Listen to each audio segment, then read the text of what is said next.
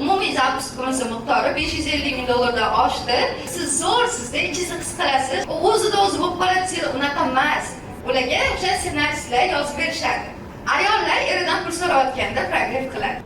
Ishlaysiz, lekin bitta nuqtada qotib qolgansiz. Bunaqa keluvchi ovqatni o'zingga yo'qmayapti. O'zgarish xohlaysanmi? Da o'zgarish xohlaysan. Давайте $3,000 daromadga oshiramiz nima qilib qo'ysa.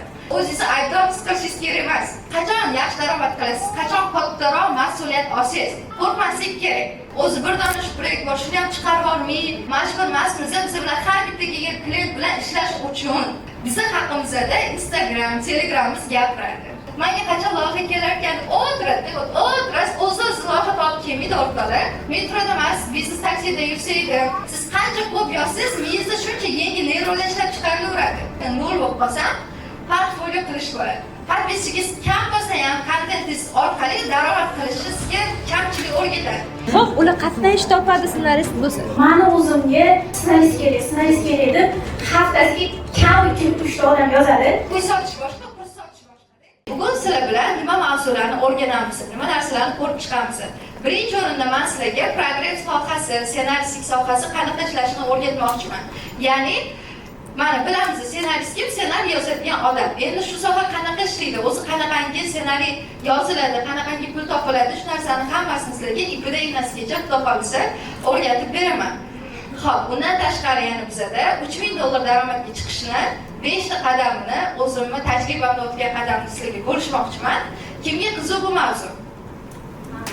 Hammaga yaxshi. Xo'p, yana biz sizlar bilan aytganimdek, daromadni qanaqa qilib xizmat narxini $2,000 ga sotish va undan ko'piga sotishni o'rganamiz. Etamiz undan tashqari mana o'ylayotgan bo'lsanglar kerak, shuncha gapirdingiz, 1000, 2000, 3000, 10,000 gapiryapsiz. Qanaqa qilib o'zi noldagilar birinchi $300 ni $500 topish mumkin deb o'ylayotganlar bo'lsa qo'l ko'taramiz. Axir zo'r. Yaxshi, to'g'ri o'ylayapsizlar, tanqidiy fikrlash bor sizlarda.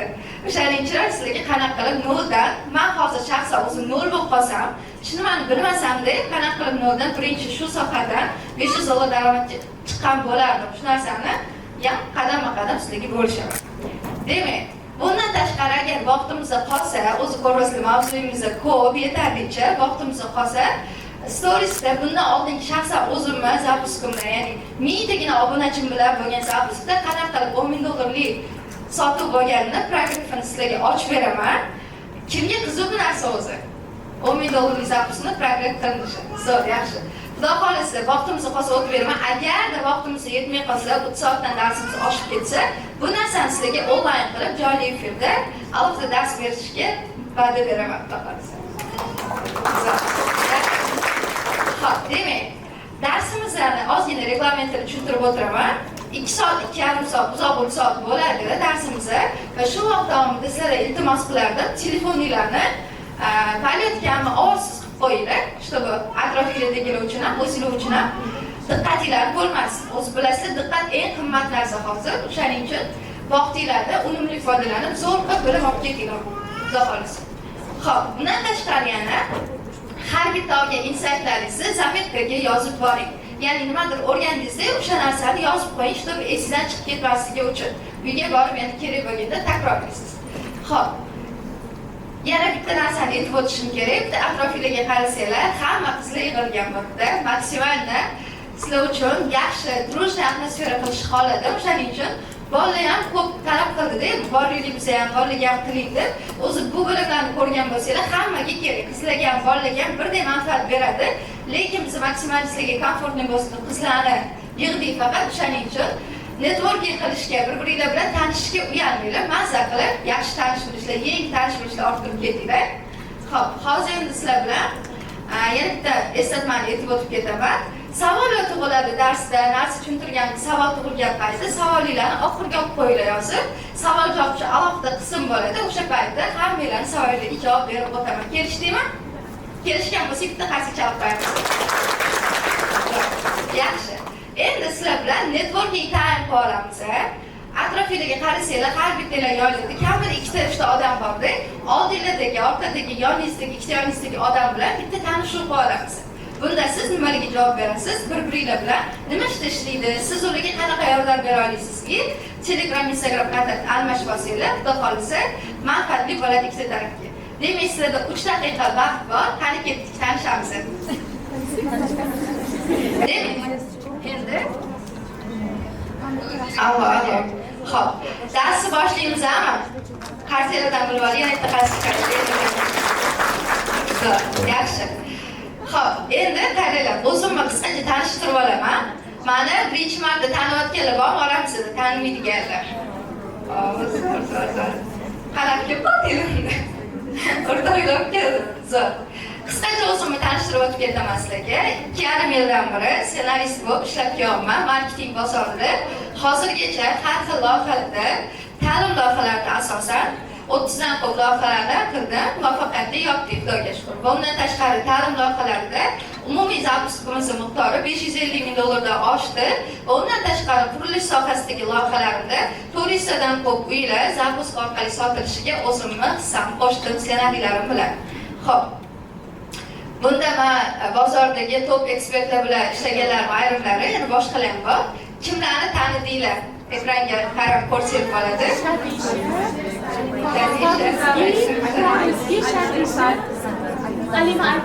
Alima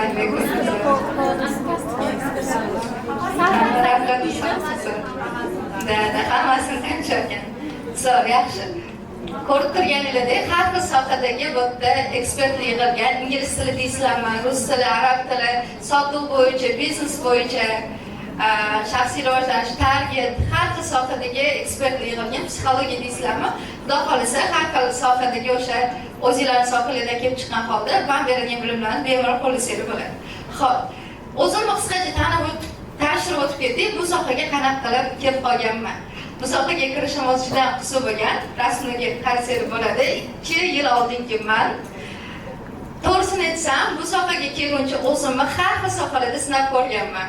Ingliz tili dars o'tib ko'rganman yosh bola uchun. Har xil volontyorlik loyihalarda ishlab ko'rganman, davlat loyihalarida.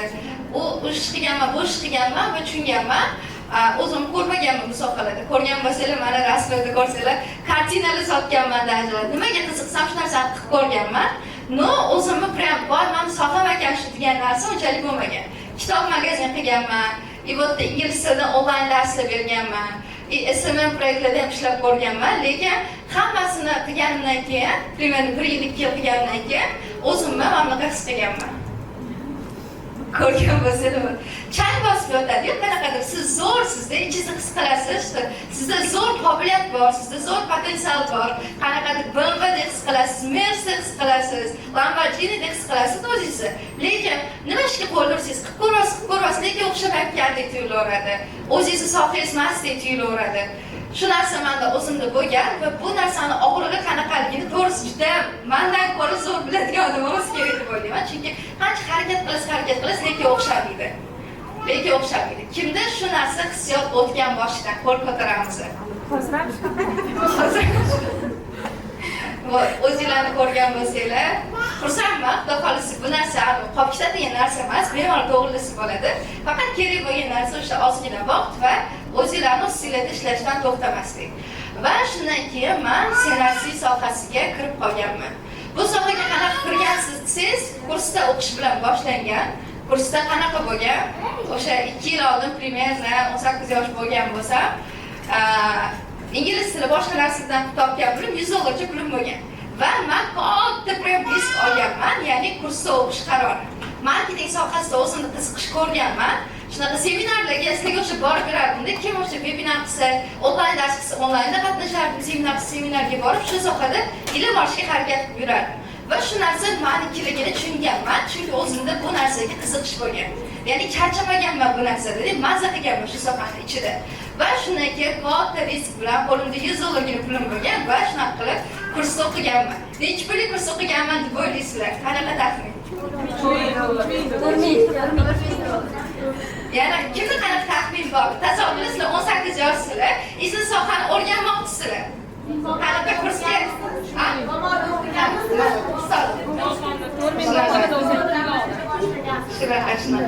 Ustozim Kamol Hosoberovda zapusk bo'yicha o'qiganman, ya'ni bunda zapuskga binoganman. Ko'pchilik topdi, tushunishlar uchun kurs $4000 kurs bo'lgan. Ko'rasizlar qanchalik odamda duh kerak, $100 qo'lda bo'lib turib bu kursni o'qiganda, bilmadim o'sha paytda duh bo'lgan ekanman-da, o'zim hozirgacha hayron qolaman. Shuning uchun har doim tavakkal qilishda qo'rqish kerak emas. Xo'p, endi yetarlicha o'zimni maqtandim. Sizlarga endi hozir ssenarist o'zi kim, qanaqa ishlaydi bu sohada shu narsani tushuntirmoqchiman. Ssenarist o'zi kim deb so'rasangiz, men oddiy so'zda aytaman. Ssenarist bu pul topishi matn orqali bo'ladi, ya'ni yozib pul topadigan odam. Siz loyihalaringizga, klientlaringizga, masalan, bir xil klientlar bor, qosh degani uchun klientini qoshini qilib beradi, pul oladi. Kimdir kiyim tikib beradi, pul oladi. Siz klientingizdan matn yozib berganingiz uchun pul olasiz. Tasavvur qilasizlarmi? U matnlar har xil bo'lishi mumkin. Masalan, Reels'larga, sizlar ko'rasizlar, Reels'larda chiqib gapiradigan odamlar, hammasi ham o'z gapirmaydi narsa. Uni ketida komand ishlaydi, uni ketida ssenariy yoziladi. Reels'larda, storieslarda, bundan tashqari YouTube videolarda, Telegram kanallarni ko'ramiz biz, to'g'rimi, ekspertlar. U o'zida o'zi bo'lib qoladi, unaqa emas. Ko'p kanallarda, o'sha ko'p ekspertlarda sizlar tanigan, boyam ko'rsatdim ekspertlar. Ular o'ziga yozishmaydi. Ularga o'sha ssenaristlar yozib berishadi. Ma'lum bir qonun qoida asosida. Tushunasizlar? Biz mana shu sohada, ssenarist sohasida shu ekspertlarga, kurs qiladigan odamlarga, har xil kasb egalariga ijtimoiy tarmoqlar orqali ssenariylar orqali sotuv qilishga yordam beramiz. Tushundinglarmi soha? Zo'r, yaxshi. Endi progress nima deydigan bo'lsak, progress degan so'zni birinchi marta eshitayotganlar qo'l ko'taringlar, iltimos. Ko'pchilik ularga yaxshi, zo'r. Xo'p, kim nima deb o'ylaydi? Bu progress biladiganlar qanaqa fikrdasizlar bu narsa haqida?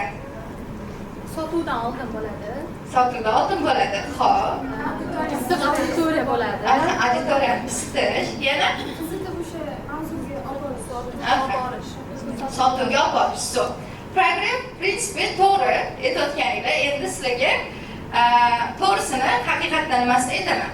Progress bu insonlarga siz xohlayotgan narsaga olib borish. Masalan, siz xohlaysiz mahsulotingizni odamlar sotib olishini. Siz xohlaysiz seminarga mana odam yig'ishni xohlaysiz, naprimerda. Siz xohlaysiz jonli efiringizda odamlar qatnashishini va shu narsaga odamlarni targ'ib qilish bu progress deyiladi. Masalan, tasavvur qiling, nimadir sotyapsiz odamlarga. Naprimer, mana bu stulni sotmoqchisiz, to'g'rimi? Odam kelasizda stulni olsiz, 10 ta odamga stulni olsiz, nechtasi oladi, nima deb o'ylaysiz? Hech qaysi olmaydi. Asl stulga qanchalik u odamga stul qanchalik zo'rligini, qayerda ishlab chiqarilganini, qayerda ishlatsa bo'lishini, stul nima emotsiya berishini, nima muammosiga yechim berishini aytsangiz, sotuv ko'proq qilishingiz ehtimoli baland. Tushunasizmi? Progress bilan siz sotuv bitta odamga, ikkita odamga qilsangiz, progress bilan siz kurslaringizni, boshqa narsalarni 100 talab, 1000 talab odamlarga sotsangiz bo'ladi. Tushunasizmi? Progress nimaligini? Tushundinglar? Tushungan bo'lsa bitta qarang. Yaxshi, zo'r. Xo'p. Endi yana ham tushunarliroq bo'lishi uchun sizlarga misol beraman. Aslida hammamiz biz har kuni progress qilamiz. Masalan, ayollar eridan pul so'rayotganda progress qiladi. Eng zo'r progresschilar o'zi ayollar bo'ladi, to'g'rimi? Eringizdan pul olish kerak-da, qo'l olmoqchisiz, har xil maqtaysiz, to'g'rimi?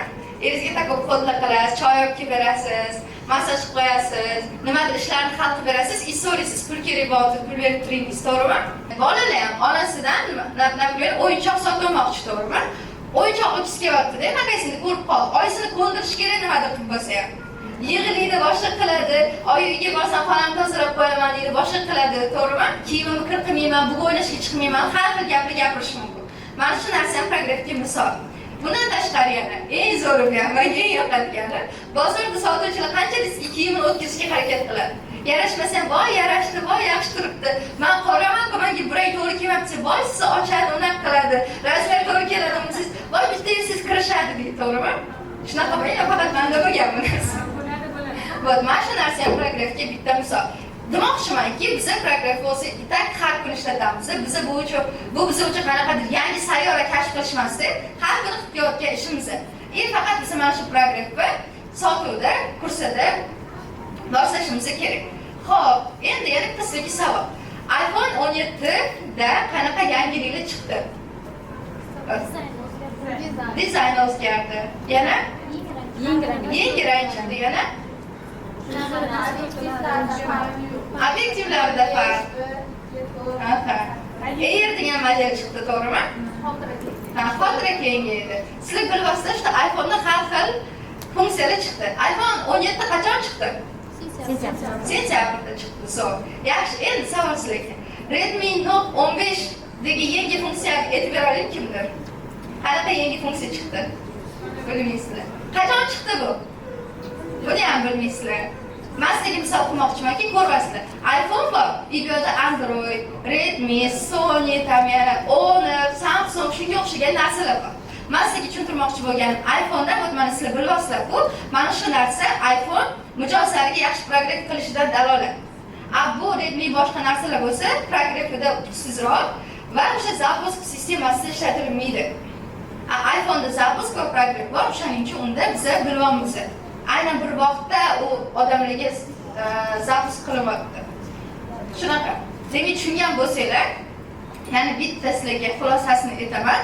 iPhone auditoriyasini har doim qayerda borib uzoqdan olib kelib qistirib, qolganlarda esa bu narsa yo'q. Shunaqa. Tushunarli bo'ldimi? Yaxshi, kim hali progress nimaligini tushunmadi? Polis ko'taring. Progress tushunmagan bo'lsangiz. Yaxshi, qo'l ko'taraman. Demak, tushunmadinglar bu soat qanaqa ishlashi. Endi men fikrimga qaytamiz.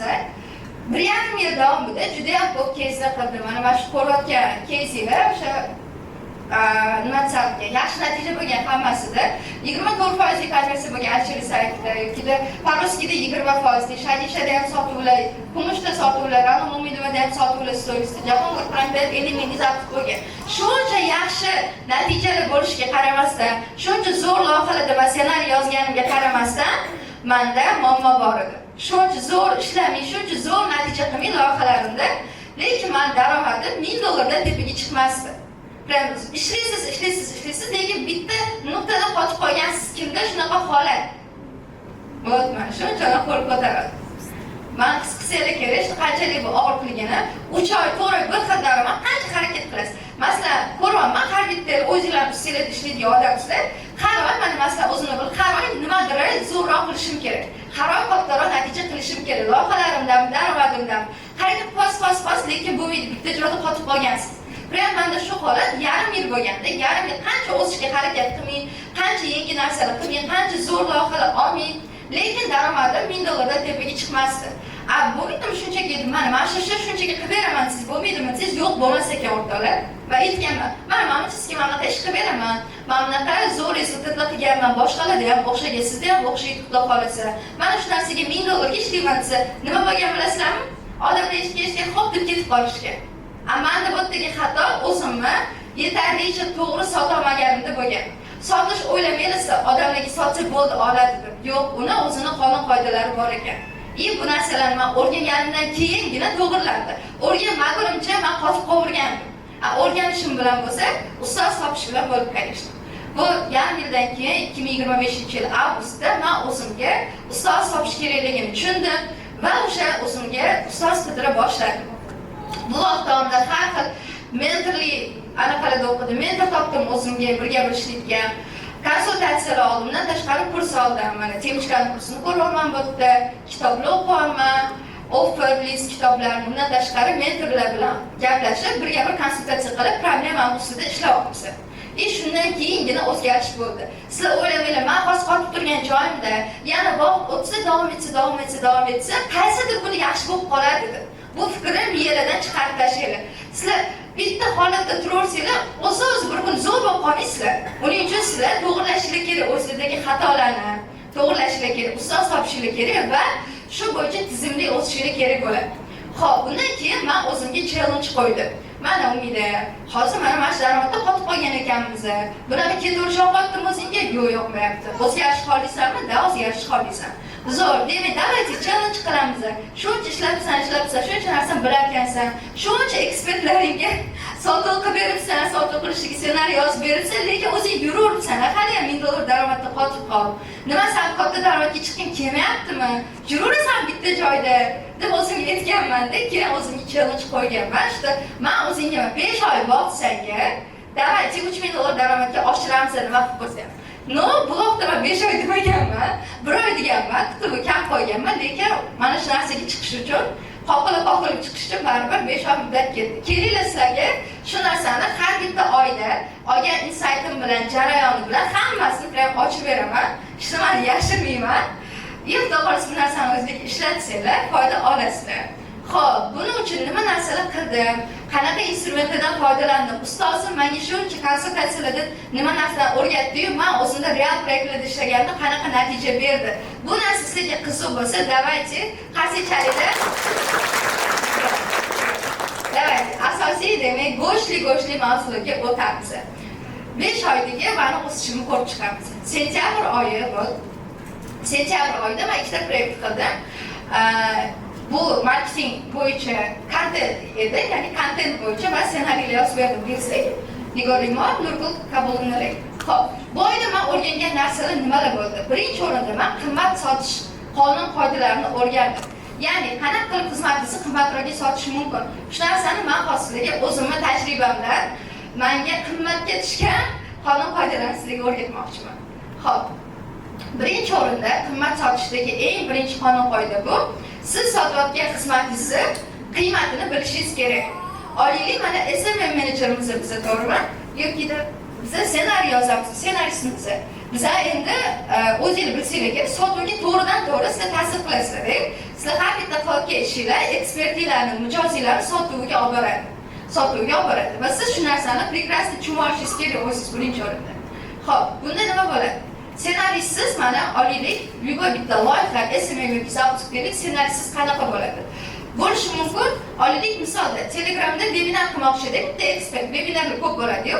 Webinar qilmoqchi 30 ming kishini Instagramda avatar Telegramga odam yig'adi, 30 ming odam. Unda 10% konversiya qilyapti deylik. O'rtacha 10%, yomon emas, o'rtacha natija. Va 10% webinar konversiyasini qilyapti. 10% bo'ldi degani bu 3 mingta odam webinarga kirdi degani. 3 mingta odamdan 10% sotib oldi deb aytadigan bo'lsak, qanaqa natija bo'ladi? Agar kursi $100 bo'lsa o'sha odamni 300 ta sotib qiladi. Bu degani 30 ming dollarlik tushum bo'ladi. Ssenarist ishlamasa, asli bilan bo'lsa natija boshqacharoq bo'ladi. Sizlar bilan bo'lsa, olaylik siz 10% konversiyani 15% ko'tarib berdingiz deylik, o'shanaqa vaziyatda 4,5 mingta odam webinarda o'tirdi. Buni ketida 10% odam sotmagan taqdirda ham 450 ta sotib bo'ldi degan. Bu degani o'sha 45 ming dollarlik sotib bo'ldi. Bu sizlarga oddiy misol. Real hayotda bu narsa ishlaydi. Bu degani ssenarist bilan 15 ming dollar ko'proq foyda qilyapti ekspertlar, mijozlar. Bu degani siz 15 ming siz bilan ekspertizga siz katta pul olib kelyapsiz, uni emas 300 dollar, 100 dollarga ishlab yurish xohlamasangiz kerak, to'g'rimi? Bunaqa vaziyatda siz bemalol ekspertizdan 10% ni olishingiz mumkin. 1000 dollar, 1,5 ming dollar bemalol olishingiz mumkin. Agar zapis 45 minglik bo'lsa, agar zapis kamroq bo'lsa, o'shanga yarasha 1700 olsangiz bo'ladi. Tushunyapsizlar, bu hech qanaqa odamni aldab manipulyatsiya qilib sotishmasda, siz borini chestni olasiz, halollab olasiz pulingizni. Siz qilib bergan foydangiz 10% ni so'raysiz, bu yomon emas bu. Buning uchun siz o'zingizni aybdor his qilishingiz kerak emas. Shunaqa. Endi ikkinchi qoida bizada qimmat sotish xohlayapsizmi? Javob sizga ishonish kerak. Savol sizga. Siz kimgadir ishonchni qanaqa qilib belgilaysiz? Kimgadir ishonchda nima narsalar sizga belgilab beradi o'zi? O'sha birinchi o'rinda men qimmat etishingiz ularga, qonunchilarga, yana uyg'otadi. Keyin tushib berish etsangiz, yana ham qiziqish. Zo'r. Ishonch masalasi keladimiz. Ekspertlikni oshirish kerak. Zo'r. Ekspertlikni oshirish kerak. Zo'r. Yana nimalar qilish kerak? Keyslar. Zo'r. Yana qadriyatlar. Zo'r. Yaxshi, har xil variantlar bor. Lekin eng asosiy narsa men aytaman, natijalaringiz gapiradi.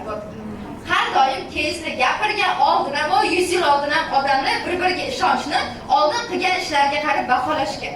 O tosh davridan boshqa davr har doim odamlar birov boshqalarga qilgan ishini, boshqalarning hurmatini natijalariga qarab baholashgan. Ta'sir siz qimmat sotaman desangiz ham odamlarga birinchi o'rinda natijalaringizni ko'rsatib qo'yishingiz kerak. Va endi ahamiyat beramiz.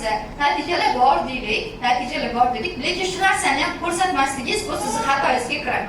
Shaxsan o'zimda shu narsa bo'lgan, ya'ni natijalar aytdim, qilganman, shuncha ekspert bilan ishlaganman, lekin bu narsani to'g'ri ochib bera olmaganim uchun men shu bitta qolgan nuqtamni qolib ketaverganman. Bu narsa men xatoim bo'lgan. va uchinchi narsa menga qimmatga tushgan narsa bu yana ko'proq mehnat uchun siz odamga bekordan sizga ko'p pul bermaydi-da, boshqa ssenarist deb o'zi ko'pchilik bozorda ortiqcha rasxodni ko'radiganlar ham bor bozorda. Lekin siz qachon yaxshi daromad qilasiz, qachon kattaroq mas'uliyat olsangiz, kattaroq mehnat qilsangiz. Olaylik, siz faqatgina Telegramni yurgizayotgan bo'lsangiz, hozir 3 million so'mga storiesiz ham yurgizib beraman, yoki reelsiz qilib beraman, yoki qo'shimcha konsert qilib beraman sizga bonuslar degan taklif beradigan bo'lsangiz, bu yerda siz ko'proq daromad qilasiz. Tushunarli-a? Bu narsani ham upsell boshqa strategiya deyiladi. Klient sizga faqatgina o'sha Telegram yurgizishga kelgan bo'lsa, siz boshqa taklifni o'zingiz berishingiz kerak-da.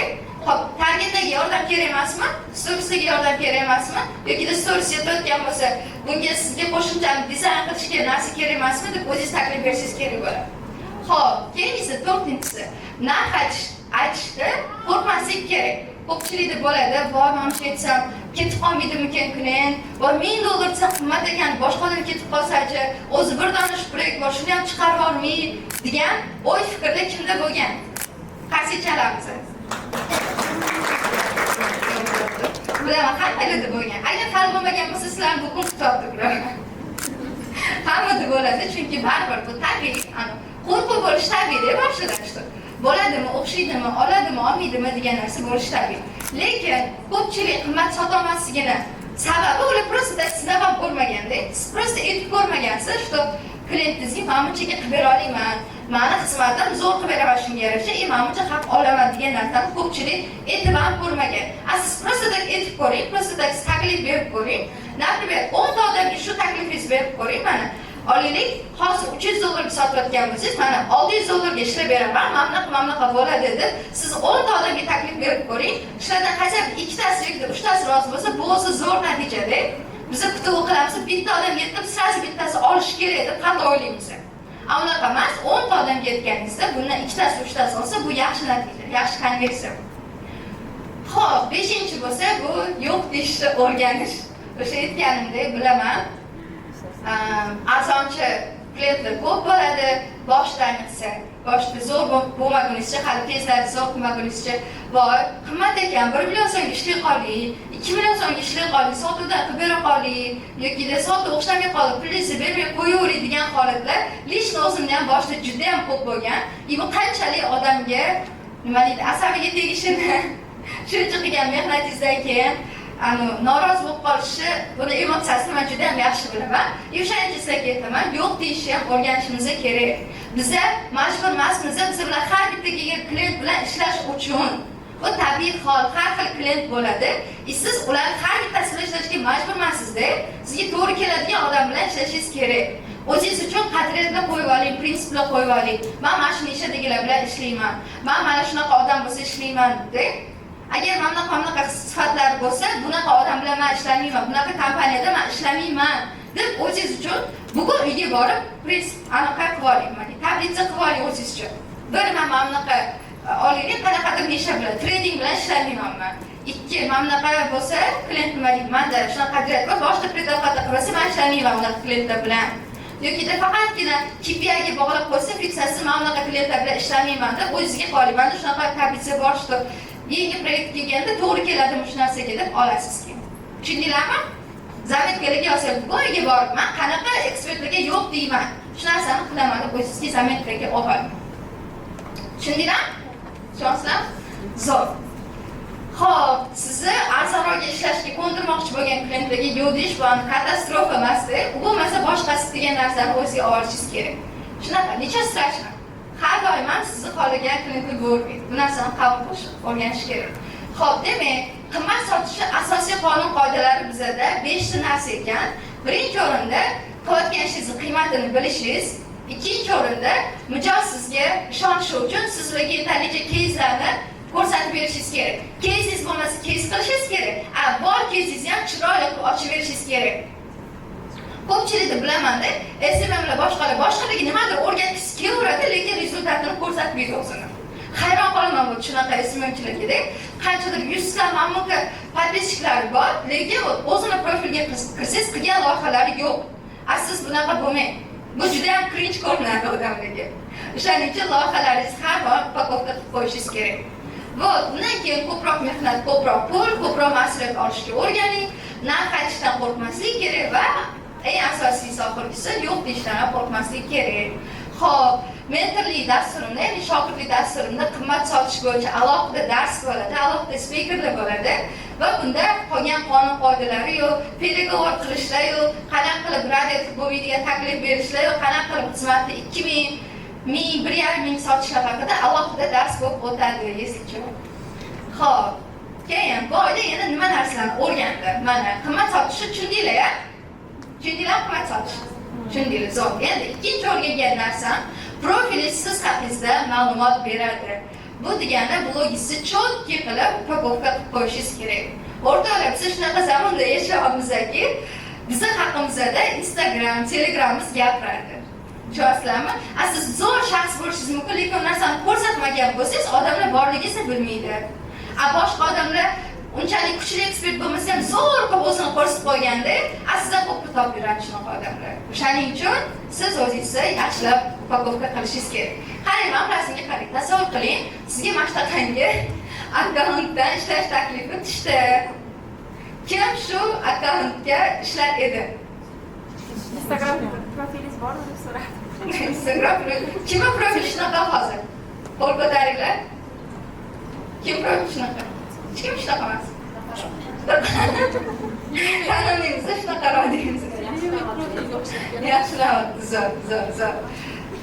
Dashichi bunaqa akkauntda nima deydi? Oddiy olaylik, 50 ming so'mlik narsa olsangiz ham yoki 100 ming so'mga oddiy bitta ko'ylak olaman desangiz ham, bu akkauntda olmaysiz, mashinalik bo'lsa kerak deb o'ylaysiz. To'g'rimi? Tasavvur qiling, siz $1000 xizmat sotmoqchisiz, mana bunaqa akkauntda. Olmaysiz-ku, to'sha mashinalik deysiz. Klient aytsa, примерно shuni qo'ydik. To'sha mashinalik dedi-da, va shu sizga yozmay ham qo'yib qolishadi. O'shaning uchun profilingizni siz mana bunaqa qilishingiz kerak. Bu yerda nima? Ism aniq-tiniq yozilsa, iltimos sizlardan. Ism aniq-tiniq yozilsa, o'quvchilar ham biroz so'rashadi, odamga o'xshab yozing isminglarni. Har xil qanaqadir qizlar, bir balo, nuqtachalar, boshqa gulchalar, yirichalar kerak emas. Ism aniq-tiniq yozilishi kerak. Va undan keyin username yozib qo'yishingiz kerak. Ism familiyalar yoki qanaqadir nickname'lar. Maksimalni soddaroq yoki ism familiya bo'lsa, mana men o'zimni aniq qo'yganman. 5 tagina harf topish osonroq bo'lishi uchun, shu useringiz so'raganda sraz aytib borasiz, tez topib olishadi sizni. Topib qo'yishingiz kerak. Undan tashqari telefon raqamingiz ko'ringan bo'lsa yoki ko'rinmagan bo'lsa, topish dostupni bo'lsa, sizga aloqa qilish maksimal mijozga dostupni bo'lsa. Bundan tashqari bioda o'zingizni nima ish bilan shug'ullanishingizni yozib qo'ying. Men o'zim sohamni yozganman. Marketing zapis programmada qolsangiz siz program ssenariyist yoki stories maker deb qo'yishingiz mumkin, to'g'rimi? Aniq-tiniq informatsiya bo'lsin. Va kezda qo'ygan Telegram kanalingizni qo'yib qo'ying yoki portfolioingizni qo'yib qo'ying. Mana menda bu asosiy kanalim turibdi. Yo'q bo'lib qoldi-yu, 2-3 hafta yo'q bo'lib qoldi. Nima bo'ldi? Anaqani e'tibor bermadingiz, ishlaydigan bo'ldikmi, siz bilan deb yozib olishingiz kerak. Bu keyin sizga atvetini aytadi. Mana bunaqa. Yo'q, hozir ishlamayman deb o'ylayapman, hozir vaqtim yetmaydi deb o'ylayapman dedimi? Bo'ldi, yo'q deb ketishingiz kerak emas. Buni e'tirozga kim aytadi bu? Agar sizga aytsa-da, mana, olaylik e'tiroz bo'lishi mumkin, hozir vaqtim yetmaydi deb o'ylasa. Men beradigan taklifim sizga maksimalni vaqtingizni siz kam ajratasiz, hamma mas'uliyatni men olaman, faqatgina syomkalarga kelsangiz bo'ldi deysiz. Tushunasizlarmi? Siz maksimalni vaqtingizni qisqartiraman deysiz. Yoki qimmat desa, skidka berishga harakat qilib qolasiz. Tushunasizlar? Yoki sotuvdan qanchadirni o'tkazishingiz mumkin. E'tirozlar bilan ishlasangiz, o'ylab turgan, boshqa qilib turgan mijozlarni o'zingizga olib qolish ehtimoli ortadi. Bu qo'ygan maqsadim 50% ni bajardim. Aytganimdek, aytdim, 3000 deb maqsad qo'ydim, yarim bo'ldi. 3000 chiqmadi, 1,5 bo'ldi. O'zimni shunaqa qilib xursand qildim. Yangi telefon oldim, yangi vaqt qoldim. Qarshalik. Rahmat, shunaqa. Xo'p, undan keyin qiziqyapti, qarshi chaldik, zo'r. Keyingi etapimizda sentyabr tugatdi, birinchi qadamimiz tugatdi, endi ikkinchi etapimizda. Esingizda bo'lsa, toqqa ketmoqmiz biz $3000 toqqa, qadamma-qadam. Endi bittasidan o'tdik, hali 4 ta bor. Ikkinchi oktyabr oyida men 4 ta loyiha qilibman. Xo'p, Iskandar Buildings, ya'ni birinchi marta qurilish loyiham bo'lgan, qurilish bo'yicha uy sotganmiz, Maqsum opada storieslarida program qilganman, Muhammad aka bilan, Nargi Muhammad psixolog akalarga bularga men kontent bo'yicha yordam berganman, stories reelsdagi ssenariy yozib. Bu narsada men nimalarni o'rgandim? Mijoz sizdan sizga ko'proq pul to'lashini xohlayotgan bo'lsangiz, siz shunga mos ishlashingiz kerak. Bu qanaqa bo'ladi? Bu narsada eng birinchi o'rinda eng kerakli narsa bu muntazam kommunikatsiyada bo'lish. Kim klientlari bilan yo'q bo'lib qoladi? İşte yozadi, 2-3 kunga o'qiydi. Kim shunaqa? Nima bo'lgan sizga nima qilasiz? Yana kim shunaqa? Va 2-3 kun demayli, yozda klient ertalab yozib, kechqurun javob beradiganlar bor. Nimaga unutasiz? O'z mana shu narsa sizlarni orqaga tortyapti. Shu narsa gapni. Shaxsiy brend ekspertga lead olib kelamizda. Hamma biznesda shunaqami? Telefonni to'liq o'tirmaymiz. Kim bitman? Deb tushadi. Hop. Lidni ko'tarmaydi emasmi? Telefon qilamiz, aloqaga chiqamiz. Hamma emas, endi bu konversiyaga bog'liqda. Masalan, 100 ta odamga telefon qilsangiz, 100 ta odamga telefon qilsangiz, 100 tasi ko'tarmasiga iloji yo'q-da. Javob 100 taga qilsangiz, например, 50 tasi ko'tarmasligi mumkin. Qolgan 50 tasi ko'taradi-ku. Ha? Ko'tarmaganlarga qayta ko'rasiz-da. Tushunaman. Xo'p, kommunikatsiya qilishimiz kerak bo'ladi. Masalan, qarang, mana kommunikatsiyada va ishi mana qaranglar. Men bunga qaranglar, men loyihamda prodyuserdan so'rayman. Mana bir hafta bo'ldi ish boshlaganimizga. Nima menga feedback bera olasiz? Qaysi joylari yaxshi, qanday yana yaxshilashim kerak deb so'rayman prodyuserdan, mijozimda. U aytibdi, katta ehtimol darslarni, ya'ni kursni to'liq ko'rib chiqmadingiz deyapti. Ya'ni 2 oylik qanchadir kurs hali to'liq ko'rib chiqmadi, shu narsa aytibdi, so'rayapti. To'liq ko'rib chiqish narsani deyapti. Men xo'p bo'ldi deb to'g'rilaymiz-da. Keyin mana savoldagi gaplash javob berib ketyapmiz. Tushunasizlarmi nima demoqchiman? Feedback olib turish kerak. Yoqmayotgan bo'lsa, qanaqadir kamchilik bo'layotgan bo'lsa, oxirida loyiha yopilgandan keyin sizni boshqalarga yomonlab yurmasin-da. Buncha shuni siz o'zingiz birinchi so'rab bilib oling shuni.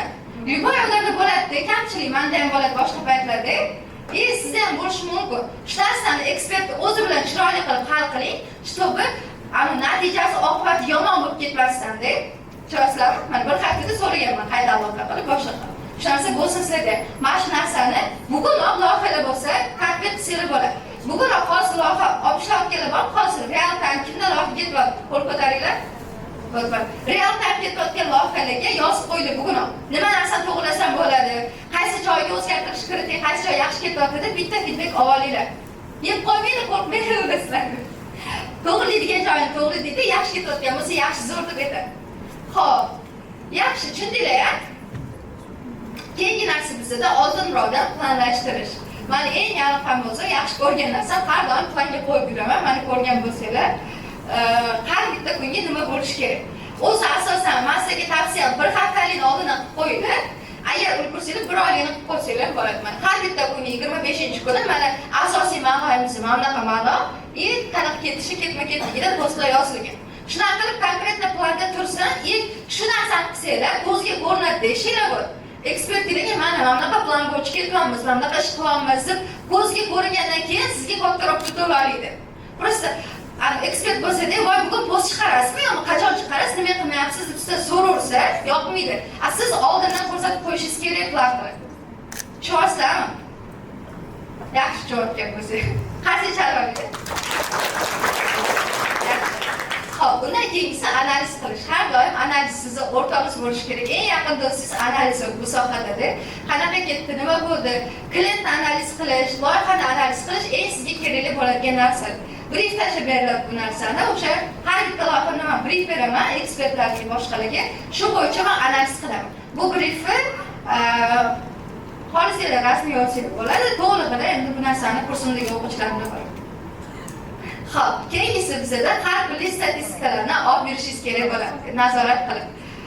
Bunda qanaqa mana RP ko'rsanglar bo'ladi, stories uchun qilingan Telegram kanalida ham qilsanglar bo'ladi. Ya'ni, men 27-aprel storiesimiz ahvoli mana bunaqa bo'libdi. Mana bunaqa nechta stories qo'yildi, katta natija bo'lishiga sabab nima ish zo'r qilindi buning uchun. Masalan, birinchi storiesga pul beramiz dedik. Yoki birinchi storiesga qanaqadir savol berdik. Shuni qilib olib ketishingiz kerak bo'ladi. Mana shunaqa RP borishga maslahat beraman. Shunda mana ishinglar ko'zga ko'rinadi. Ekspertlarga. Kommunikatsiya uchun bu juda ham yaxshi. Xo'p, bundan keyingisi 5-inchisi oddiy narsa punktual bo'lish. bugun chiqadigan narsa bugun chiqish kerakda, orqaga qolib ketish kerak emas. Ertalab chiqadigan narsa kechasi chiqmasin-da. O'sha shu kuni narsasi shu kuni chiqsin. Shu narsaga amal qilsanglar, xudo xolisa, siz bemalol yaxshi amal qilsangiz bo'ladi. Xo'p, bu yerda mana ko'rayotgan bo'lsanglar, bu bir pulli oldinligini berishga harakat qilaman. Har doim bo'lsa bizda aniqlik bor, KPI boshqa narsalar bor. Ssenariyingiz bir kun oldin tayyor bo'lishi kerak-da. O'sha kuni ertalab tuzilishi kerak emas. Bir kun oldin yozib mana gruppalarga tashlab qo'yasizlar, konkret ssenariy bilan ish asosida ketadi. Xo'p, bu narsaga keyin men maqsadim 68% ga bajardim. Ya ushbu yilga chiqmadi, yana sal yetmay qoldi. Keyin universitetda o'qiyman, mashq o'qishda, kstati. Kontraktimni to'ladim, o'zimga ketib qo'ydim. Qanchaga? Zo'r, xo'p. Endi bundan keyin nima his qildim? Shu o'zimda konkret nima qilishni bilaman, aniq struktura bor, maqsad bor. Endi mana ko'raman, ba'zi xato ketadi. Ozgina birinchi oy, ikkinchi oy xato ketadi. Tushunman. Endi to'g'rilashim kerak deyapman-da, noyabr oyida 5 ta loyiha bilan ishlayapman.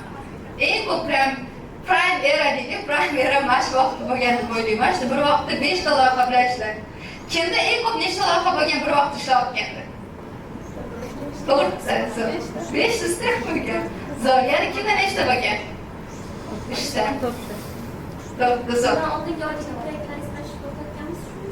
Ha, men zapus bilan ishlayman asosan. Zapusda bir oy davomida. Xullas, noyabr oyida 5 ta loyiha qilibman, Kamol Digital bilan. Webinar har kuni ko'rib turgan loyihalar, ikkita qurilish olganman и Ustoz Zakariya bilan bu сопровождение formatida bo'lgan. O'zim qilmaganman, no, mentorlik turganman. Xo'p, endi bu oyda o'rgangan narsalarim nima bo'ldi? Stabil mijoz kerak bo'lsa, sizga eng oson yo'li bu reklama yoqish o'zingizga. Sizcha ko'pchilik bo'ladi, menga qachon loyiha kelar ekan, o'tiradi, o'z loyiha topib kelmaydi o'rtalar. O'z topib kelmaydi. Siz loyiha uchun o'rningizdan turib, harakat qilib yurib borishingiz kerak, sizga ko'p klientni kelishi uchun. Muntazam klient xolasizlar, qimmat klient xolasizlar, to'g'rimi? O'zingiz topib kelmaydi. O'shaning uchun siz ham harakat qilishingiz kerak. Eng zo'r yo'li bo'lsa, o'zimda ishlagan, men yaxshi ko'radigan yo'li bu target yoqish.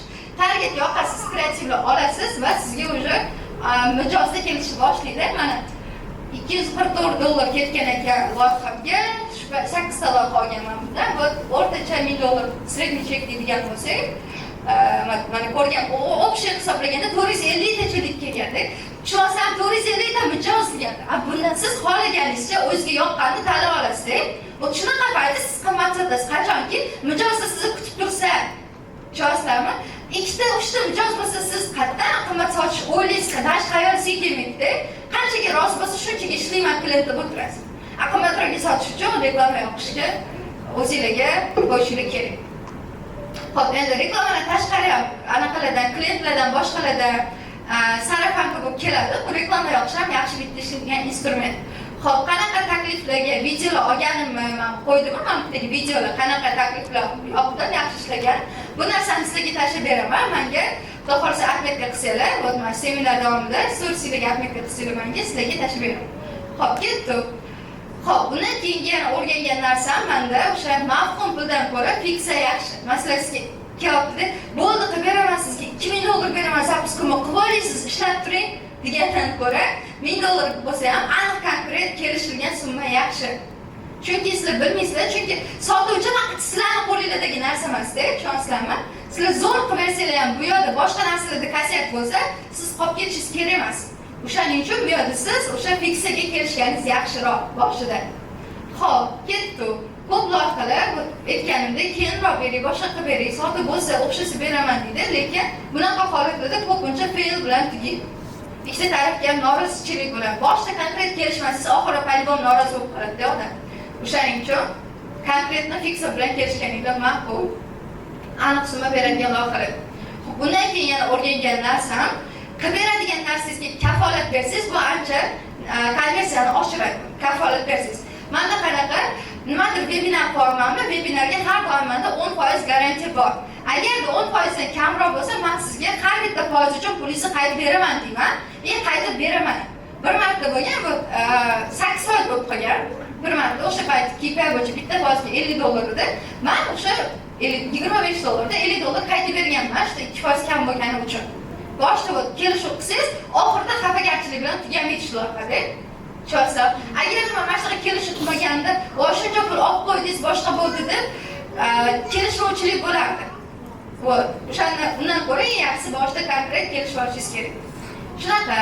Xo'p, endi bu qanaqa natijaga chiqdim deb o'ylaysiz? 5 ta proyekt bilan ishlab, qanaqa bo'ldi deb o'ylaysiz? Xo'p, plan bajarildi deb o'ylaganlar qo'l ko'taramiz. Ortiqcha. No, в принципе, bajarildi, qo'yilgan maqsadlarga erishdi. O'sha kursimda aytdim, qolib ketgan pulim bor ozgina, pul to'lab olganman. O'sha oxirini yopganmiz, yelkadagi yuk ketgan. O'zimga qara, nima deydi, o'zim xursand qilish, o'z qiz bolaga ko'p narsani kerak bo'lmaydi har doim. O'zim xursand qilishlar, boshqa narsalar, investitsiyaga qiziqaman o'zi. Pulimni investitsiya qilib qo'yganman, har doim osh bor. Shunaqa maqtanishlar tugadi. Bundan 6 oy oldin xuddi shu holatda bo'lgan bo'lsa, bu narsalar keyin yaxshilanib ketdi. Shu o'ylagan narsangiz, har kuni o'ylagan masala bo'ladi-yu, hamma o'zining orzulari bo'ladi, orzusidagi hayot bor, hammamiz ham miyamizda bor-ku. Mana bunaqa bo'lsa edi, ana metroda emas, biznes taksida yursa edi, yokida faqat ana uyda narsa pishirib, maslahatlarga ovqatlangan borsa edi, har bir narsa bo'ladi, to'g'rimi? Mana shu narsalar 6 oy oldin o'ylagan narsalarim sekin-sekin Xudoga shukr amalga oshib bordi. Va o'ylagan, o'zingizga qo'ygan maqsadlaringiz erishganingizdagi hissiyotga menimcha hech narsa teng bo'lmasa kerak bu dunyoda. Eng zo'r hissiyot mana shu qo'ygan maqsadingizga o'zingiz harakat qilib erishganingizdagi o'sha hissiyot bo'ladi. Nima deb o'ylaysiz? Shunaqa sizlarda ham fikr? Hammaga o'sha tilakdoshman, har bitta qo'ygan maqsadimizga hammamiz erishaylik. Bu noyabr oyidagi katta challenge bo'ldi. Dekabr oyida ozgina dam olishga qaror qildim. Dam olgandan 2 ta proyekt qilgan ekanman. 5 ta proyektdan keyin ozgina bugarang bo'ladi odamlar. Keyin tushib bo'ldi deganman. 2 ta proyekt bilan ishlaganman. Bunda mana prava, даже ko'rasizlar, pravaga ham даже men progressga ekanman-da. Prava oladigan kurslarda. Aql akademiyasida anaqa bo'yicha bu. Buxgalteriya bo'yicha kurs. Xo'p, endi bu oy o'rgangan narsalarim nimalar bo'ldi? Zerikib qolmayapsizlarmi? Yaxshimi? Zo'r. Bu oy nimalarni o'rgandim? Bu yerda cheklov bor baribir. Fizический boshqa tarafdan bir cheklov bor. Keyingi etaplarga chiqish uchun endi men o'ylaganman-da, demak men $3000 topishim uchun har 5 ta loyiha qilib yuravermayman deganman. Demak bu narsani ozgina qisqartirishimiz kerak.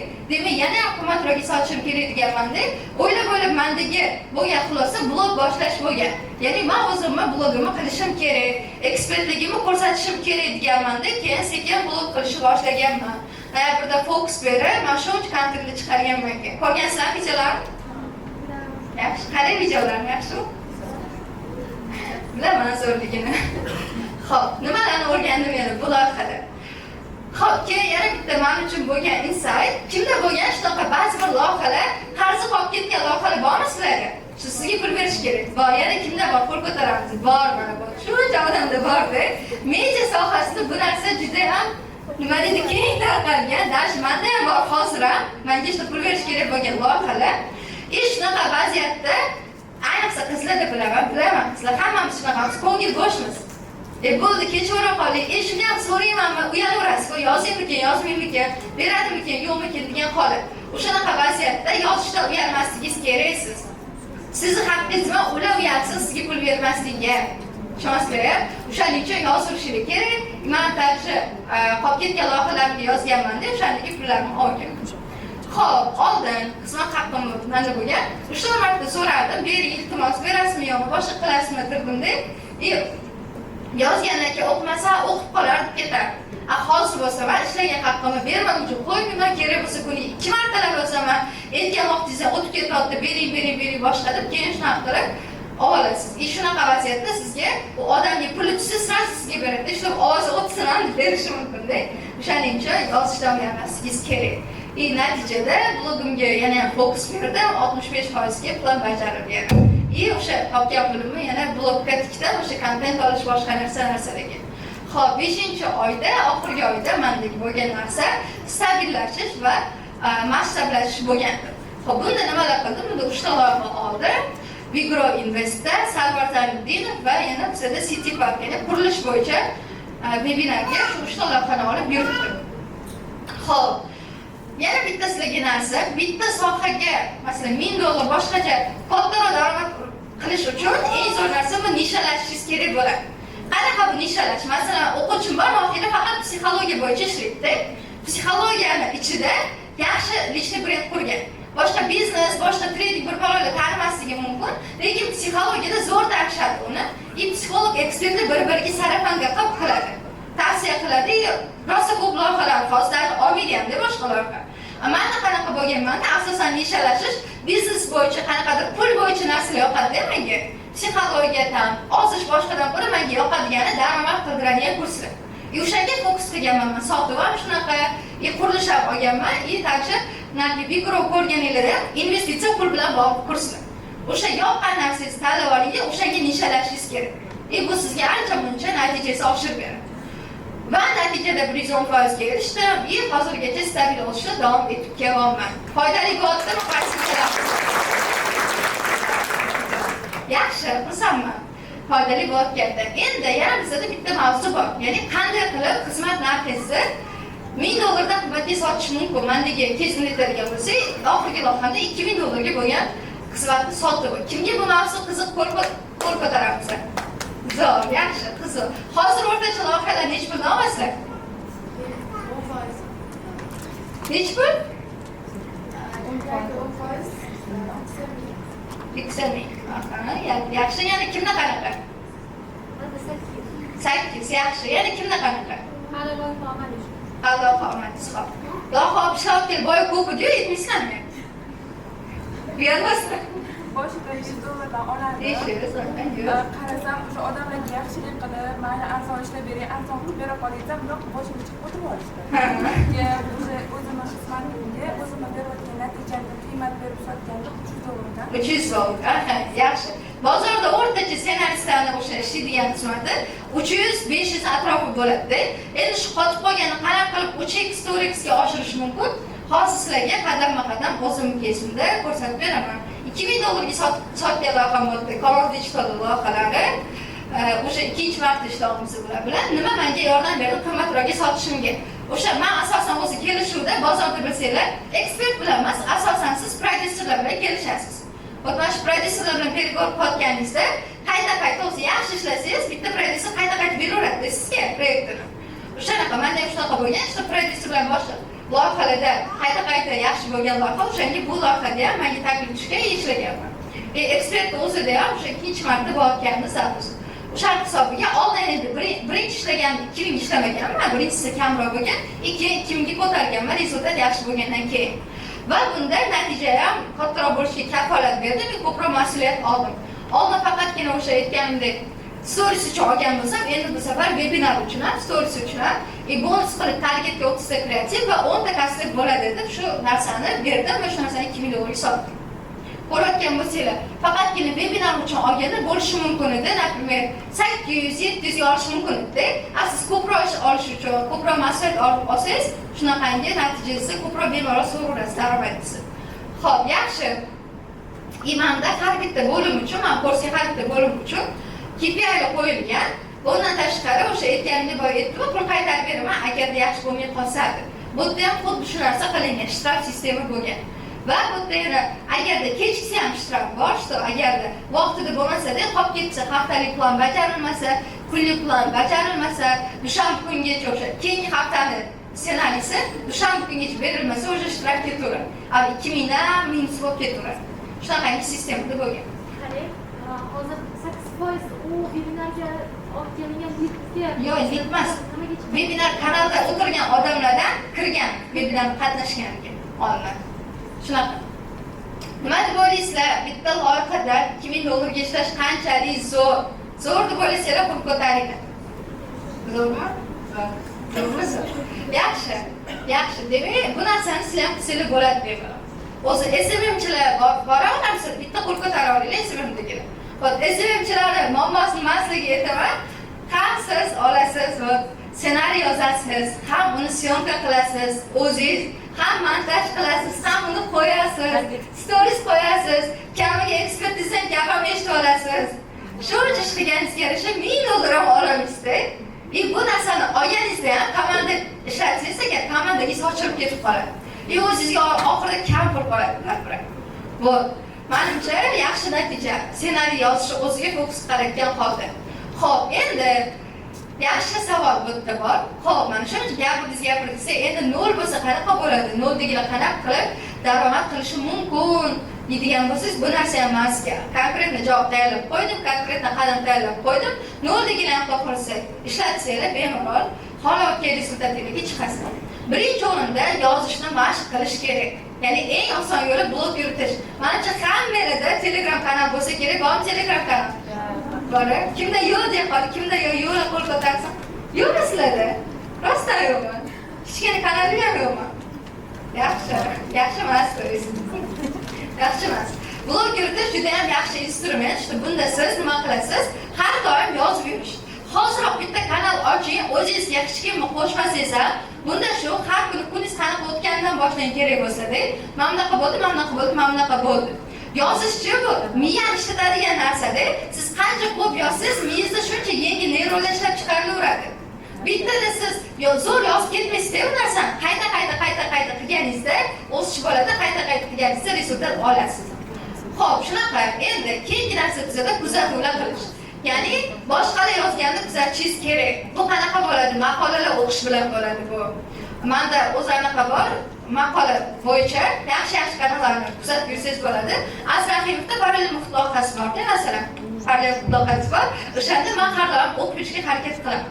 Birinchi o'rinda foydalasiz, ikkinchi o'rinda yozilgan maqolalarni o'qisangiz, sizda o'sha gap formalari, strukturalari o'ziga kelaveradi, tabiiy bo'lib ketadi, qancha ko'p o'qisangiz. Shunaqa. Va undan keyin webinar bo'ladigan kanallarga, storieslarga ekspertlarga podpisatsiya bo'lib qo'ying, kuzatib yuring. Ular qanaqa qilyapti?